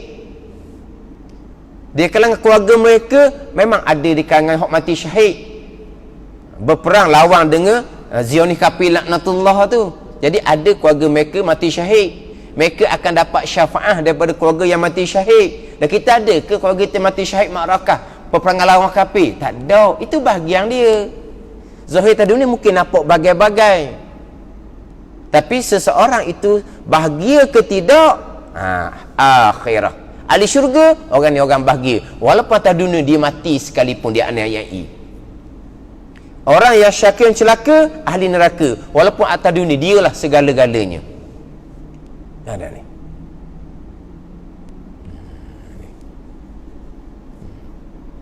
Jadi apa yang berlaku tu semuanya ujian daripada Allah Subhanahu wa taala. Oh, jadi timbul persoalan, kalaulah qada-qada Allah juga yang berlaku di Myanmar, di Palestin, siang orang Islam Tuhan buat apa gitu. Jadi apalah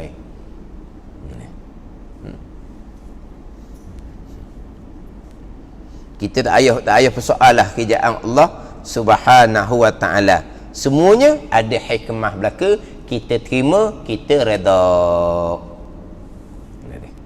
Perkara baik, perkara jahat, perkara yang manis, perkara yang pahit, kesemuanya datang daripada qada dan qadar Allah Subhanahu wa taala. Kemudian apabila kita mati kejap dah, perkara baik, iman dan taat, qada dan qadar. Perkara jahat, kufur dan maksiyah, qada dan qadar. Kita naik setangga lagi. Susunan ni ada dalam kitab Pati Paridah. Maka kita ahli sunnah wal jamaah, ketentuan Allah qada, redha Allah tidak berlaziman. Ini ada pembicaraan dalam kitab Pati Paridah. Qada Allah, iradah, redha Allah tidak berlaziman. Apa makna tidak berlaziman? Ada perkara yang Tuhan qada serta Tuhan redha. Ada perkara yang Tuhan qada tapi Tuhan tidak redha. Ada perkara yang Tuhan redha tapi Tuhan tidak qada. Kepening pula. Tak apalah ni kita buka tajuk, lepas tu sambung bulan depan pula. Tak habis lagi lah kitanya bab ketentuan jahat ni.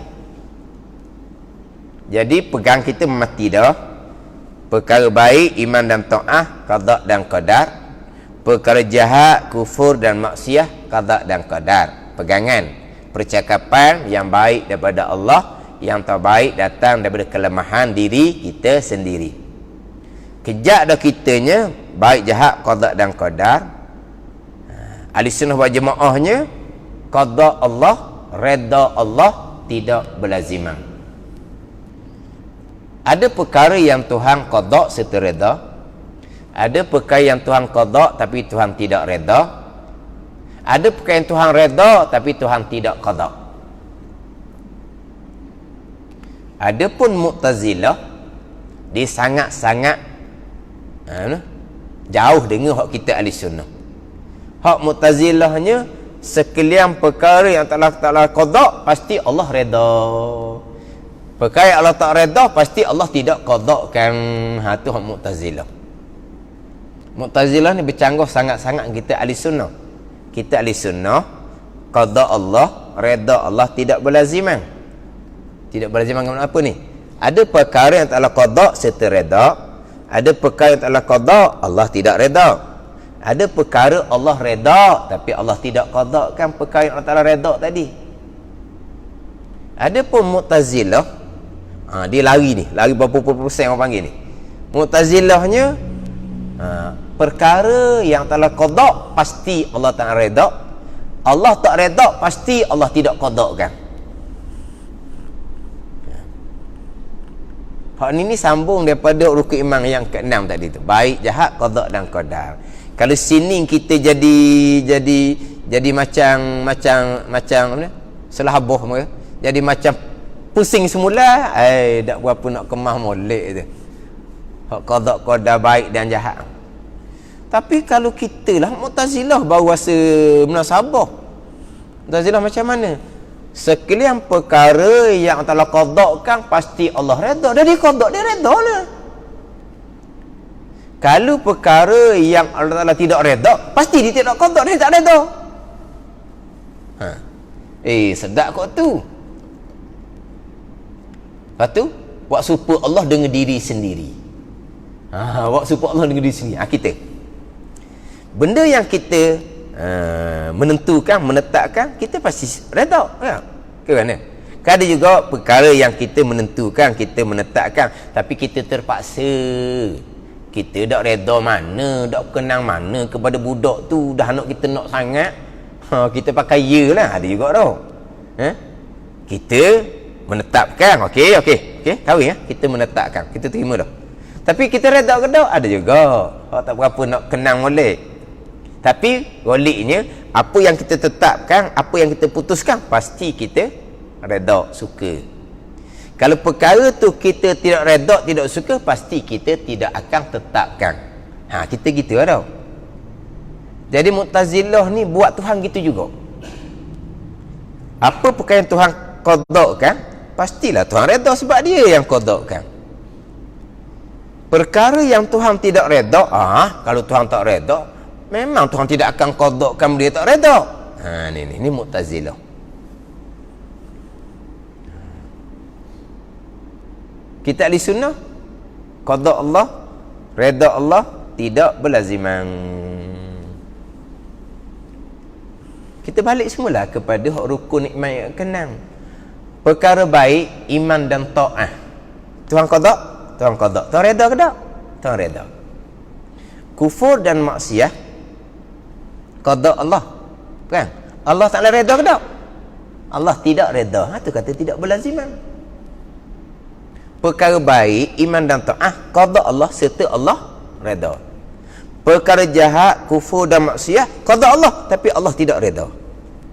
Kalau Allah tidak redha, kenapa Allah qadakan? Jangan nak tanyalah. Dah sekarang ni kan kita mati dah kan. Perkara jahat qada Allah kan. Kufur dan maksiat qada Allah kan. Dan Allah Taala redha ke dengan kekufuran dan kemaksiatan? Innallaha la yarda bi ibadil kufr. Allah Ta'ala tidak redha dengan hambanya dengan kekufuran. Allah tak redha kekufuran hamba. Tapi kekufuran hamba bukan qada Allah. Qada Allah. Maknanya Allah qadakan kekufuran, tapi Allah tidak redha sama sekali. Sama je lah dengan rukun yang ke-6. Kesimpulannya qada dan redha tidak berlaziman. Nah, tu kena pula. Hak contoh dalam kitab Tuhan redha tapi Tuhan tidak qadakan. Apa dia? Tuhan redha tapi Tuhan tidak qadakan. Tuhan redha orang yang beriman dan beramal soleh. Radhiyallahu anhum. Redha Allah Ta'ala daripada orang yang beriman dan beramal soleh. Tapi terkadang ramanya Allah tidak qadakan dia beriman dan beramal soleh. Tuhan redha tak kalau seseorang tu beriman dan beramal soleh? Tuhan redha. Tapi ramai yang Tuhan tidak qadakan beriman dan beramal soleh. Mana Tuhan redha tapi Tuhan tidak qadakan. Hak misal kitabnya, Tuhan redha tak kalau Abu Jahal beriman? Tuhan redha ke tak? Tuhan redha. Tapi Tuhan qada ke tak? Tak. Tuhan redha ke tak kalau Abu Talib beriman? Tuhan redha. Tuhan qada ke tak? Tak. Tuhan tidak berlaziman. Tuhan redha seseorang orang yang beriman dan beramal soleh. Tapi Tuhan tidak qadakan. Dia kafir, dia tidak beramal soleh, Tuhan qadakan. Tapi kalau dia beriman, Tuhan redha ke tak? Tuhan redha tapi Tuhan tidak qadakan dia beriman dan beramal soleh. Kenapa ni? Qada dan redha tidak berlaziman. Mana?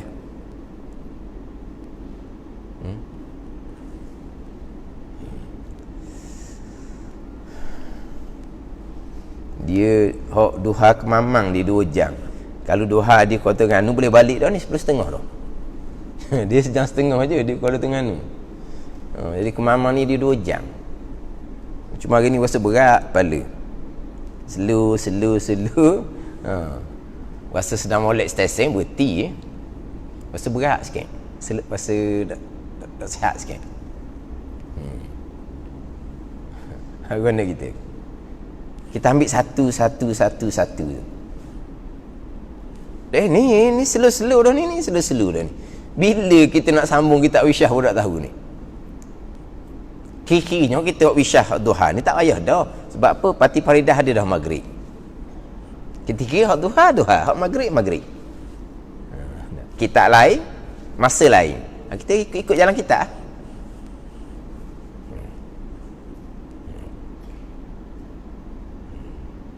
Mu'tazilah, perkara yang Tuhan qada pasti Tuhan redha dah dia qadakan.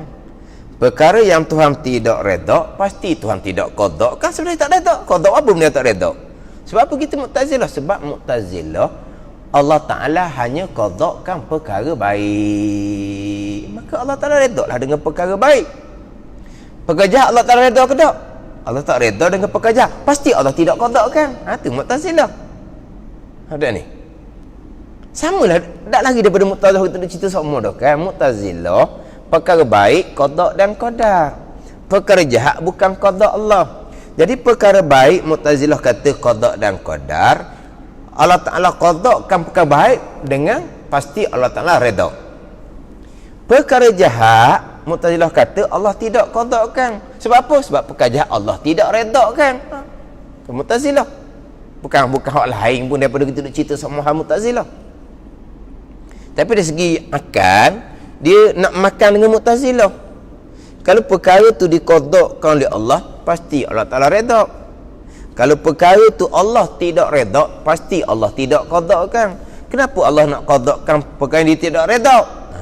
Tu logik dengan akal tu kan. Dan kita ahli sunnah, perkara jahat pun qada Allah. Dan Allah redha ke? Allah tak redha.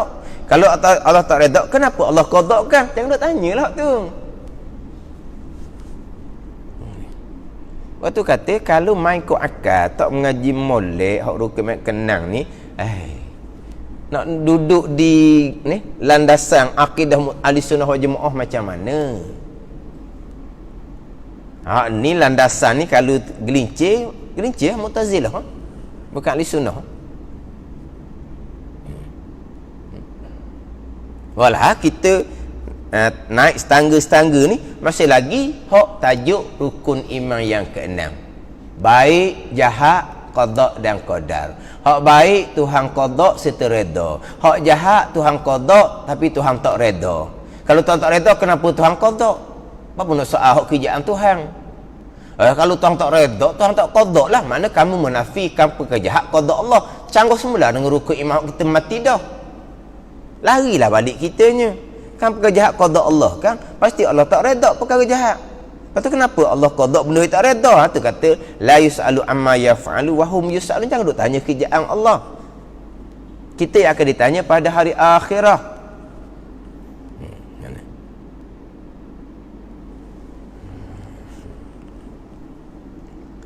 Itu kita cerita hak berkaitan dengan perkara jahat. Jadi kita pergi pula kepada hak lebih luas. Hak lebih luas. Allah qadakan seseorang dapat kejayaan, dapat kemenangan, dapat kekuasaan. Itu qada Allah. Seseorang dapat kejayaan, qada Allah. Seseorang dapat kemenangan, qada Allah. Seseorang dapat kekuasaan, qada Allah. Segalalah. Kekayaan seseorang pun qada Allah, sihat seseorang pun qada Allah. Tetaplah. Jadi apabila Allah mengqadakan kejayaan seseorang, kemenangan, kekuasaan, itu qada Allah. Pasti Allah redha. Redha, qada redha tidak berlaziman. Allah qadakan kejayaan, tidak mesti Allah Taala redha ke dia. Allah qadakan kemenangan, kekuasaan, tidak mesti Allah redha kepada dia. Kalau Allah tak redha, kenapa Allah bagi kejayaan? Hak Allah Taala kan tadi nak siapa pun. Pada ni. Sebab dulu biasalah. Kita sebut lalulah senang, kemenangan dan kekuasaan. Apabila menang, boleh memerintah, berdekat-dekat. Ini tanda Allah redha. Kalau Allah tak redha, pasti Allah tidak bagi kami kemenangan, kekuasaan berdekat-dekat. Ini orang jahil akidah. Tapi ini ucapan yang menjadi mainan. Sekarang kami menang, kami boleh memerintah. Bukan sekejap-sekejap, berdekat-dekat. 5-6 dekad. Ini contoh je 5-6 dekad ni, bukan kata ke mana-mana ni. 5-6 dekad. Menang dan boleh memerintah. Mari daripada mana kami menang dan kami boleh memerintah? Qada dan qada Allah. Pasti Allah redha kepada kami. Betul ke? Redha tak tahu lagi. Kemenangan, kekuasaan, betul, qada Allah. Allah redha. Ini atas dunia je ni. Kalau kekuasaan tu qada Allah berarti Allah redha, siapa yang paling kuasa atas muka dunia ni? Amerika paling kuasa. Dan Allah redha. Tu. Contoh kita buat bandingan pula di Palestin antara Zionis Yahudi laknatullah dengan orang Islam di Palestin. Siapa yang menang? Siapa yang boleh memerintah? Orang Yahudi. Dah Allah Ta'ala redha. Orang Yahudi dapat kemenangan, kekuasaan, bukan qada Allah. Qada Allah, Allah redha. Kita ahli sunnah, qada Allah, redha Allah tidak berlaziman. Memanglah kemenangan, kekuasaan itu qada Allah. Dah Allah redha. Allah redha kepada mereka yang beriman dan beramal soleh. Radhiyallahu anhum. Redha Allah daripada orang yang beriman dan beramal soleh. Allah redha lah. Sama ada atas dunia Allah Ta'ala bagi kemenangan, kekuasaan ataupun tidak. Tapi kalau dia beriman dan beramal soleh, Allah Ta'ala redha. Kalau dia orang bertakwa, Allah Ta'ala kasih. Kalau dia orang muhsin, Allah Ta'ala kasih. Innallaha yuhibbul muttaqin, innallaha yuhibbul muhsinin. Allah Ta'ala kasih pada orang yang bertakwa. Allah Ta'ala kasih pada orang yang muhsin, orang yang melakukan kebaikan. Allah Ta'ala kasih. Tapi terkadang atas dunia Allah Ta'ala tak bagi pun kemenangan dan kekuasaan. Kemenangan dan kekuasaan memanglah kehendak Allah Subhanahu wa ta'ala, qada Allah. Kita baca dalam wirid sembahyang tu. Tu'til mulka man tasha' wa tanzi'ul mulka mimman tasha'. Tu'til mulka man tasha' wa tanzi'ul mulka mimman tasha'. Engkau ya Allah yang memberi kerajaan kepada sesiapa yang Engkau ya Allah kehendak. dan engkau mencabut kerajaan, engkau menjatuhkan kerajaan daripada sesiapa yang engkau kehendak. Jadi naik satu-satu kerajaan kehendak engkau, jatuh satu-satu kerajaan kehendak engkau. Kehendak Allah, redha Allah tidak berlaziman. Naik kerajaan Nabi SAW kehendak engkau dan Allah Ta'ala redha. Naik kerajaan Nabi Sulaiman AS kehendak engkau ya Allah serta Allah Ta'ala redha. Naik kerajaan Namrud Fir'aun kehendak engkau ya Allah tapi engkau tidak redha. Sebab apa? Sebab kehendak dan redha tidak berlaziman. Simple je.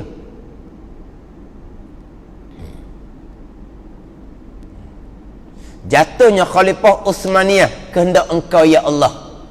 Naik kerajaan sekular kafir Mustafa Kamal Atatürk kehendak engkau ya Allah.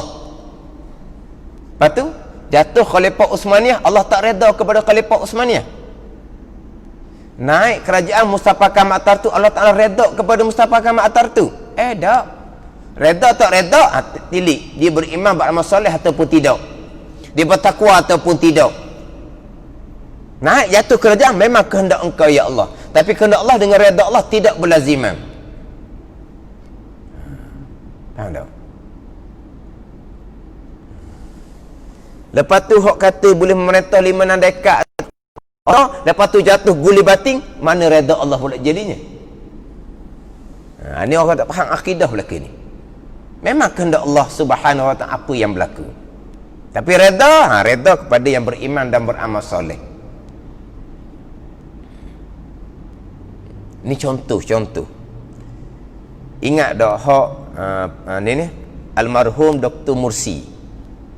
Tak almarhum tak? Dr. Mursi. Kesalah ni. Presiden Mesir Dr. Mursi. Almarhum tak? Kan salah kan kawan tu hidup molek-molek kita almarhum pula. Ya tak? Ya ke tak ni? Almarhum tak? Jadi Dr. Mursi hanya dapat memerintah setahun. Maka kadang-kadang ada komen. Komen. Kalau Allah Ta'ala redha kepada Dr. Mursi, takkan setahun je, mestilah lama. Ni orang jahil akidah. Dr. Mursi boleh menjadi pemerintah kehendak engkau ya Allah. Setahun je jatuh, kehendak engkau ya Allah. Lepas tu Allah Ta'ala redha ke tidak? Kalau Dr. Mursi beriman dan beramal soleh, Allah Ta'ala redha. Bukan kata hanya boleh memerintah setahun, tak pernah boleh memerintah pun. Kalau dia beriman dan beramal soleh, Allah Ta'ala redha. Itu je. Kalaulah kerana setahun Dr. Mursi mana Allah tak redha, maka Mubarak 30 tahun lebih Allah Ta'ala redha sekarang ni naik pula Presiden Sisi. Bukan kehendak engkau ya Allah, naik kerajaan Sisi, Allah Ta'ala redha ada tak? Kehendak redha tidak berlazimah. Situ je. Tuhan redha mana-mana kita tak sebut di sini, tapi makna nak cerita jangan kerana hanya setahun maka Tuhan tak redha. Tak kena gitu. Setahun je Dr. Mursi kehendak engkau ya Allah. Lepas tu Tuhan redha ke tak? Kalau dia beriman dan beramal soleh, Tuhan redha. Kalau dia tidak beriman dan tidak beramal soleh, Tuhan tidak redha. Walaupun dia Dr. Mursi boleh memerintah 40-50 tahun sekalipun, kalau dia tidak beriman dan beramal soleh, Tuhan tidak akan redha. Kalau Dr. Mursi ni beriman dan beramal soleh, bukan kata setahun tak pernah menang pun Allah Ta'ala tak redha, sebab dia beriman dan beramal soleh.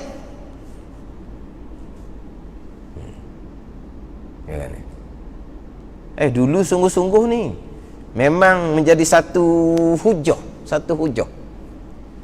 Kami menang kehendak engkau ya Allah. Kehendak Allah.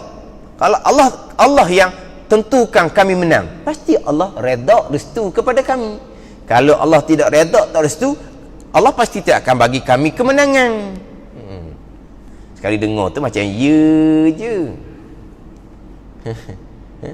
Yalah, kadang-kadang cakapan orang jahil tu gitulah. Kita rasa kita pandai. Kita nak kata salah kat mana? Jadi golongan hok jahil, kemenangan kami, kekuasaan kami kehendak Allah. Itu betul lah akidah kita. Bila Allah kehendak kami menang, Berarti Allah redha kepada kami, Allah restu kepada kami. Redha restu kalau kamu beriman dan beramal soleh. Bukan kerana kamu menang tu.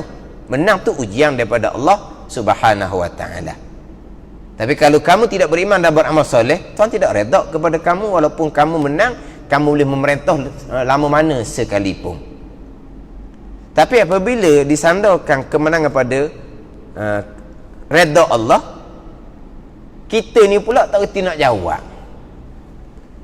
Mu menang lah, mu nipu, jawab gitu je.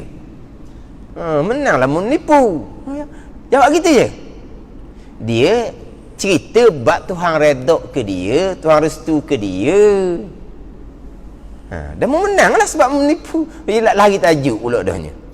Dah betul ke dak dia kata tu? Apabila menang, bila merintah Tuhan redha, kena urang kat tu. Kehendak Allah memang kehendak Allah, tapi redha Allah tidak berlaziman. Apa benda yang terdapat atas dunia ni adalah datang daripada kemurahan Allah Subhanahu wa taala, rahman Allah Subhanahu wa taala, segala-gala. Kemurahan Allah ni meliputi kepada sekalian. Sama ada manusia tu beriman ataupun tidak, sama ada manusia tu soleh ataupun tidak, kemurahan Allah taala meliputi sekalian. Jadi orang dapat bagai-bagai kejayaan atas muka dunia ni adalah datang daripada rahman, kemurahan Allah Subhanahu wa taala. Tapi rahim, kasih sayang Allah hanya kepada mereka-mereka yang beriman dan beramal soleh sahaja. Tapi daripada rahman Allah, pemurah Allah kepada semua. Bukan kita tengok sekarang hak dapat banyak atas dunia, orang kafir lah dapat banyaknya, itu datang dari rahman, kemurahan Allah. Tapi orang kafir dapat tak kasih sayang Allah? Tidak dapat. Siapa yang dapat kasih sayang Allah? Orang-orang yang beriman. Tapi orang Tuhan kasih ni terkadang Tuhan uji bagai-bagai. Contohnya orang rohiyah, contohnya kalau mereka beriman, mereka dapat kasih sayang Allah, tapi mereka kena musibah, itu ujian atas dunia untuk sementara. Orang Palestin kalau dia beriman dapat kasih sayang Allah, tapi dia kena seumpama tu untuk ujian atas daripada Allah untuk hidup sementara atas dunia, itu sahaja. Semua perkara yang orang dapat ni atas dunia adalah datang dari kemurahan Allah. Orang yang Tuhan kurniakan bagai-bagai kemurahan Allah, dia pula beriman dan beramal soleh, dia dapat kemurahan Allah dan kasih sayang Allah Subhanahu wa taala. Itu cerita bab kemenangan, kekuasaan, samalah. Sama je, sama dengan orang yang berjaya, kaya raya. Qada Allah, dak Allah Taala redha pada orang kaya raya. Orang miskin, fakir, qada Allah, Allah tak redha lah kepada orang miskin, orang fakir. Ada sama kita. Menang, boleh memerintah, qada Allah, pasti Allah redha. Kalau tak boleh merintah, qada Allah, pasti Allah tidak redha. Dah sama tak dengan orang tu kaya raya, qada Allah. Orang tu fakir miskin, qada Allah. Jadi orang kaya raya Tuhan qada ni pasti Tuhan redha lah. Orang yang pakai miskin ni qada Allah, pasti Tuhan tak redha lah. Redha. Tu orang kafir kaya raya Tuhan tak redha. Tu orang Islam miskin tu Tuhan redha. Pandai pula. Sama je. Ada ni. Sama je. Sama juga. Seseorang ni Tuhan qadakkan dia sihat, segar mega. Sihat, segar mega. Ada ni. Ada orang ni kok, dia apa? Penyakit dia banyak, penyakit dia cukup pekeh. Muslimah ada atas.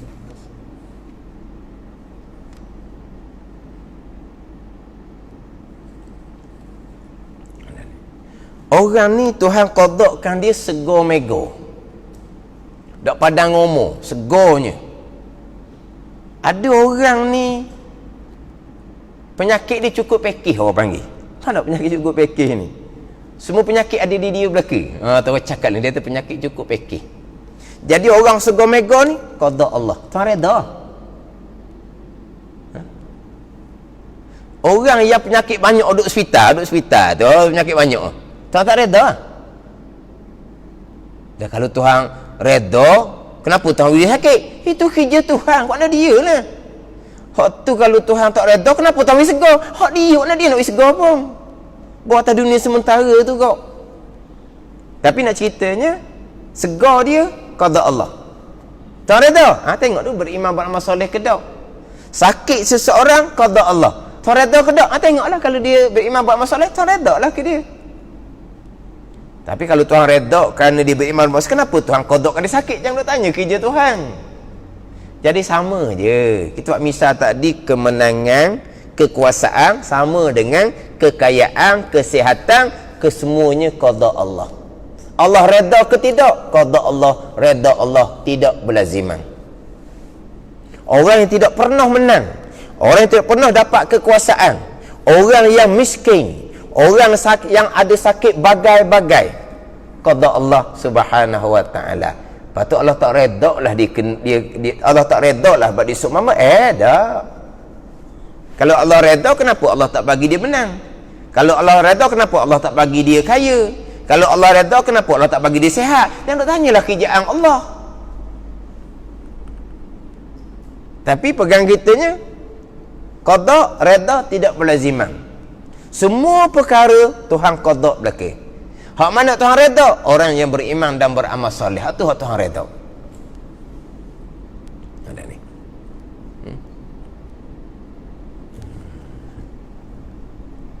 Jadi kalau kita balik-balik kira semula, masih lagi tak lari daripada hak tajuk kita qada qadar baik dan jahat. Baik qada qadar, jahat qada qadar. Jelas bagi kitanya qada dan reda tidak berlaziman. Dah. Ada ni. Tuhan qadakkan bagai-bagai kerjaan, itu ujian Allah Subhanahu wa taala. Allah beri kepada orang yang tidak beriman dan beramal soleh, Allah Ta'ala beri bagai-bagai, itu istidraj dia panggil. Tuhan beri, nanti mati tahulah. Pada ni orang yang betul-benar beriman dan beramal soleh, Allah uji bagai-bagai. Itu ujian untuk angkat darajah di sisi Allah Subhanahu wa taala. Angkat tu je. Segala-galanya qada dan qada Allah Subhanahu wa taala. Jadi insya-Allah lah bulan hadapan kita masih lagi sambung lagi hak berkaitan dengan qada qadar perkara yang jahat. Ni ada satu soalan. Kenapa saya selalu menyalahkan dosa yang pernah saya lakukan sehingga saya menjadi sentiasa sedih dan menyalah diri sendiri?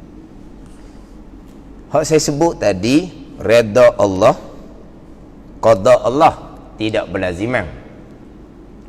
Nanti kita akan pergi bicara kita, ni kita pula wajib reda dengan sekalian qada Allah. Ni soalan ni untuk tajuk insya-Allah bulan hadapan. Tadi cerita qada Allah, reda Allah tidak berlaziman. Selesai situ. Gi pula kepada kita. Kita wajib reda dengan sekalian qada Allah Subhanahu wa taala, termasuk qada yang jahat. Kita wajib reda. Kita kena terima. Jangan persoal walaupun perkara itu perkara jahat sekalipun. Ni. Tapi reda dengan qada Allah termasuk qada jahat bukan tajuk iman. Itu tajuk tasawuf ihsan. Sebab salah satu dari sifat mahmudah adalah reda dengan qada. Kan sifat mahmudah kan, dengan taubahnya, dengan khaufnya, dengan zuhudnya, syukur, sabar, ikhlas, reda dengan qada Allah. Termasuk qada jahat. Kita wajib reda. Tapi itu bukan bicara iman, itu bicara tasawuf. Tapi walaupun bicara tasawuf, dalam kitab Pati Paridah didatangkan bicara berkaitan dengan reda dengan qada Allah, termasuk qada jahat. Tapi kalau dalam kitab Penawar Bagi Hati, reda dengan qada Allah ni sifat mahmudah yang ke-9. Memang dibicara berkaitan dengan reda akan qada yang jahat. Reda dari sudut mana? Dari sudut qada Allah. Kita haram reda dari sudut ikhtiar usaha kita. Itu kena bagi situ pula. Jadi sini dosa yang pernah saya lakukan itu semua qada Allah. kita wajib redha, kita terimalah. Sehingga saya menjadi sedih dan menjaluh diri sendiri. Kita sedih kerana kita melakukan dosa, kita sedihlah. Kita nak menyalahkan diri, kita menyalahkan diri kita kerana kita banyak kecuaian. Tapi kita kena terima. Dosa-dosa lampau tu qada Allah, kita kena terima, kena redha, jangan ada persoalan lah. Kalau kita sedih tu, sedihlah kita sebagai hamba, kenapalah seumpama tu. Kita akan menyalahkan diri kita kerana kecuaian kita. Tapi apa yang berlaku tu kalau kita terima. Dan apabila Allah Ta'ala beri masa kepada kita dan kita sempat menyedari dosa kita dan kita sempat belajar dan bertaubat, kita wajib bersyukur. Ada ni. Hak kesalahan lampau qada Allah, kita redha, jangan duk persoal. Sedih tu sedihlah kita buat benda Tuhan larang. Redha dengan apa? Jangan persoal. Kenapa dahulu Allah qadakkan aku tak semayang, sekarang ni banyak semayang hok nak kena qadak, kenapalah dulu Allah tak qadakkan aku semayang budak. Jangan gitu, kena terima. Terima dari sudut dosa tu qada Allah. Dari sudut dosa tu ikhtiar usaha kita ni tidak boleh redha dari sudut tu lah. Kita wajib bertaubah dengan Allah Subhanahu wa ta'ala. Tapi kita kena ada dua-dua lah. Dari sudut dosa lampau qada Allah, kita terima. Dari sudut dosa lampau tu pilihan dan perbuatan kita bertaubah. Dan kita bersyukur kerana kita sempat bertaubah. Kita sempat belajar, kena dosa, dan kita sempat bertaubah dengan Allah Subhanahu wa ta'ala. Sebab itulah kita wajib bersyukur. Segala-galanya adalah qada dan qada Allah Subhanahu wa ta'ala. Kita wajib redha dengan sekalian qada Allah Subhanahu wa ta'ala, termasuk qada yang jahat. Jadi waktu insya-Allah kita sambung hak bulan hadapan. Wallahu a'lam. Bismillahirrahmanirrahim.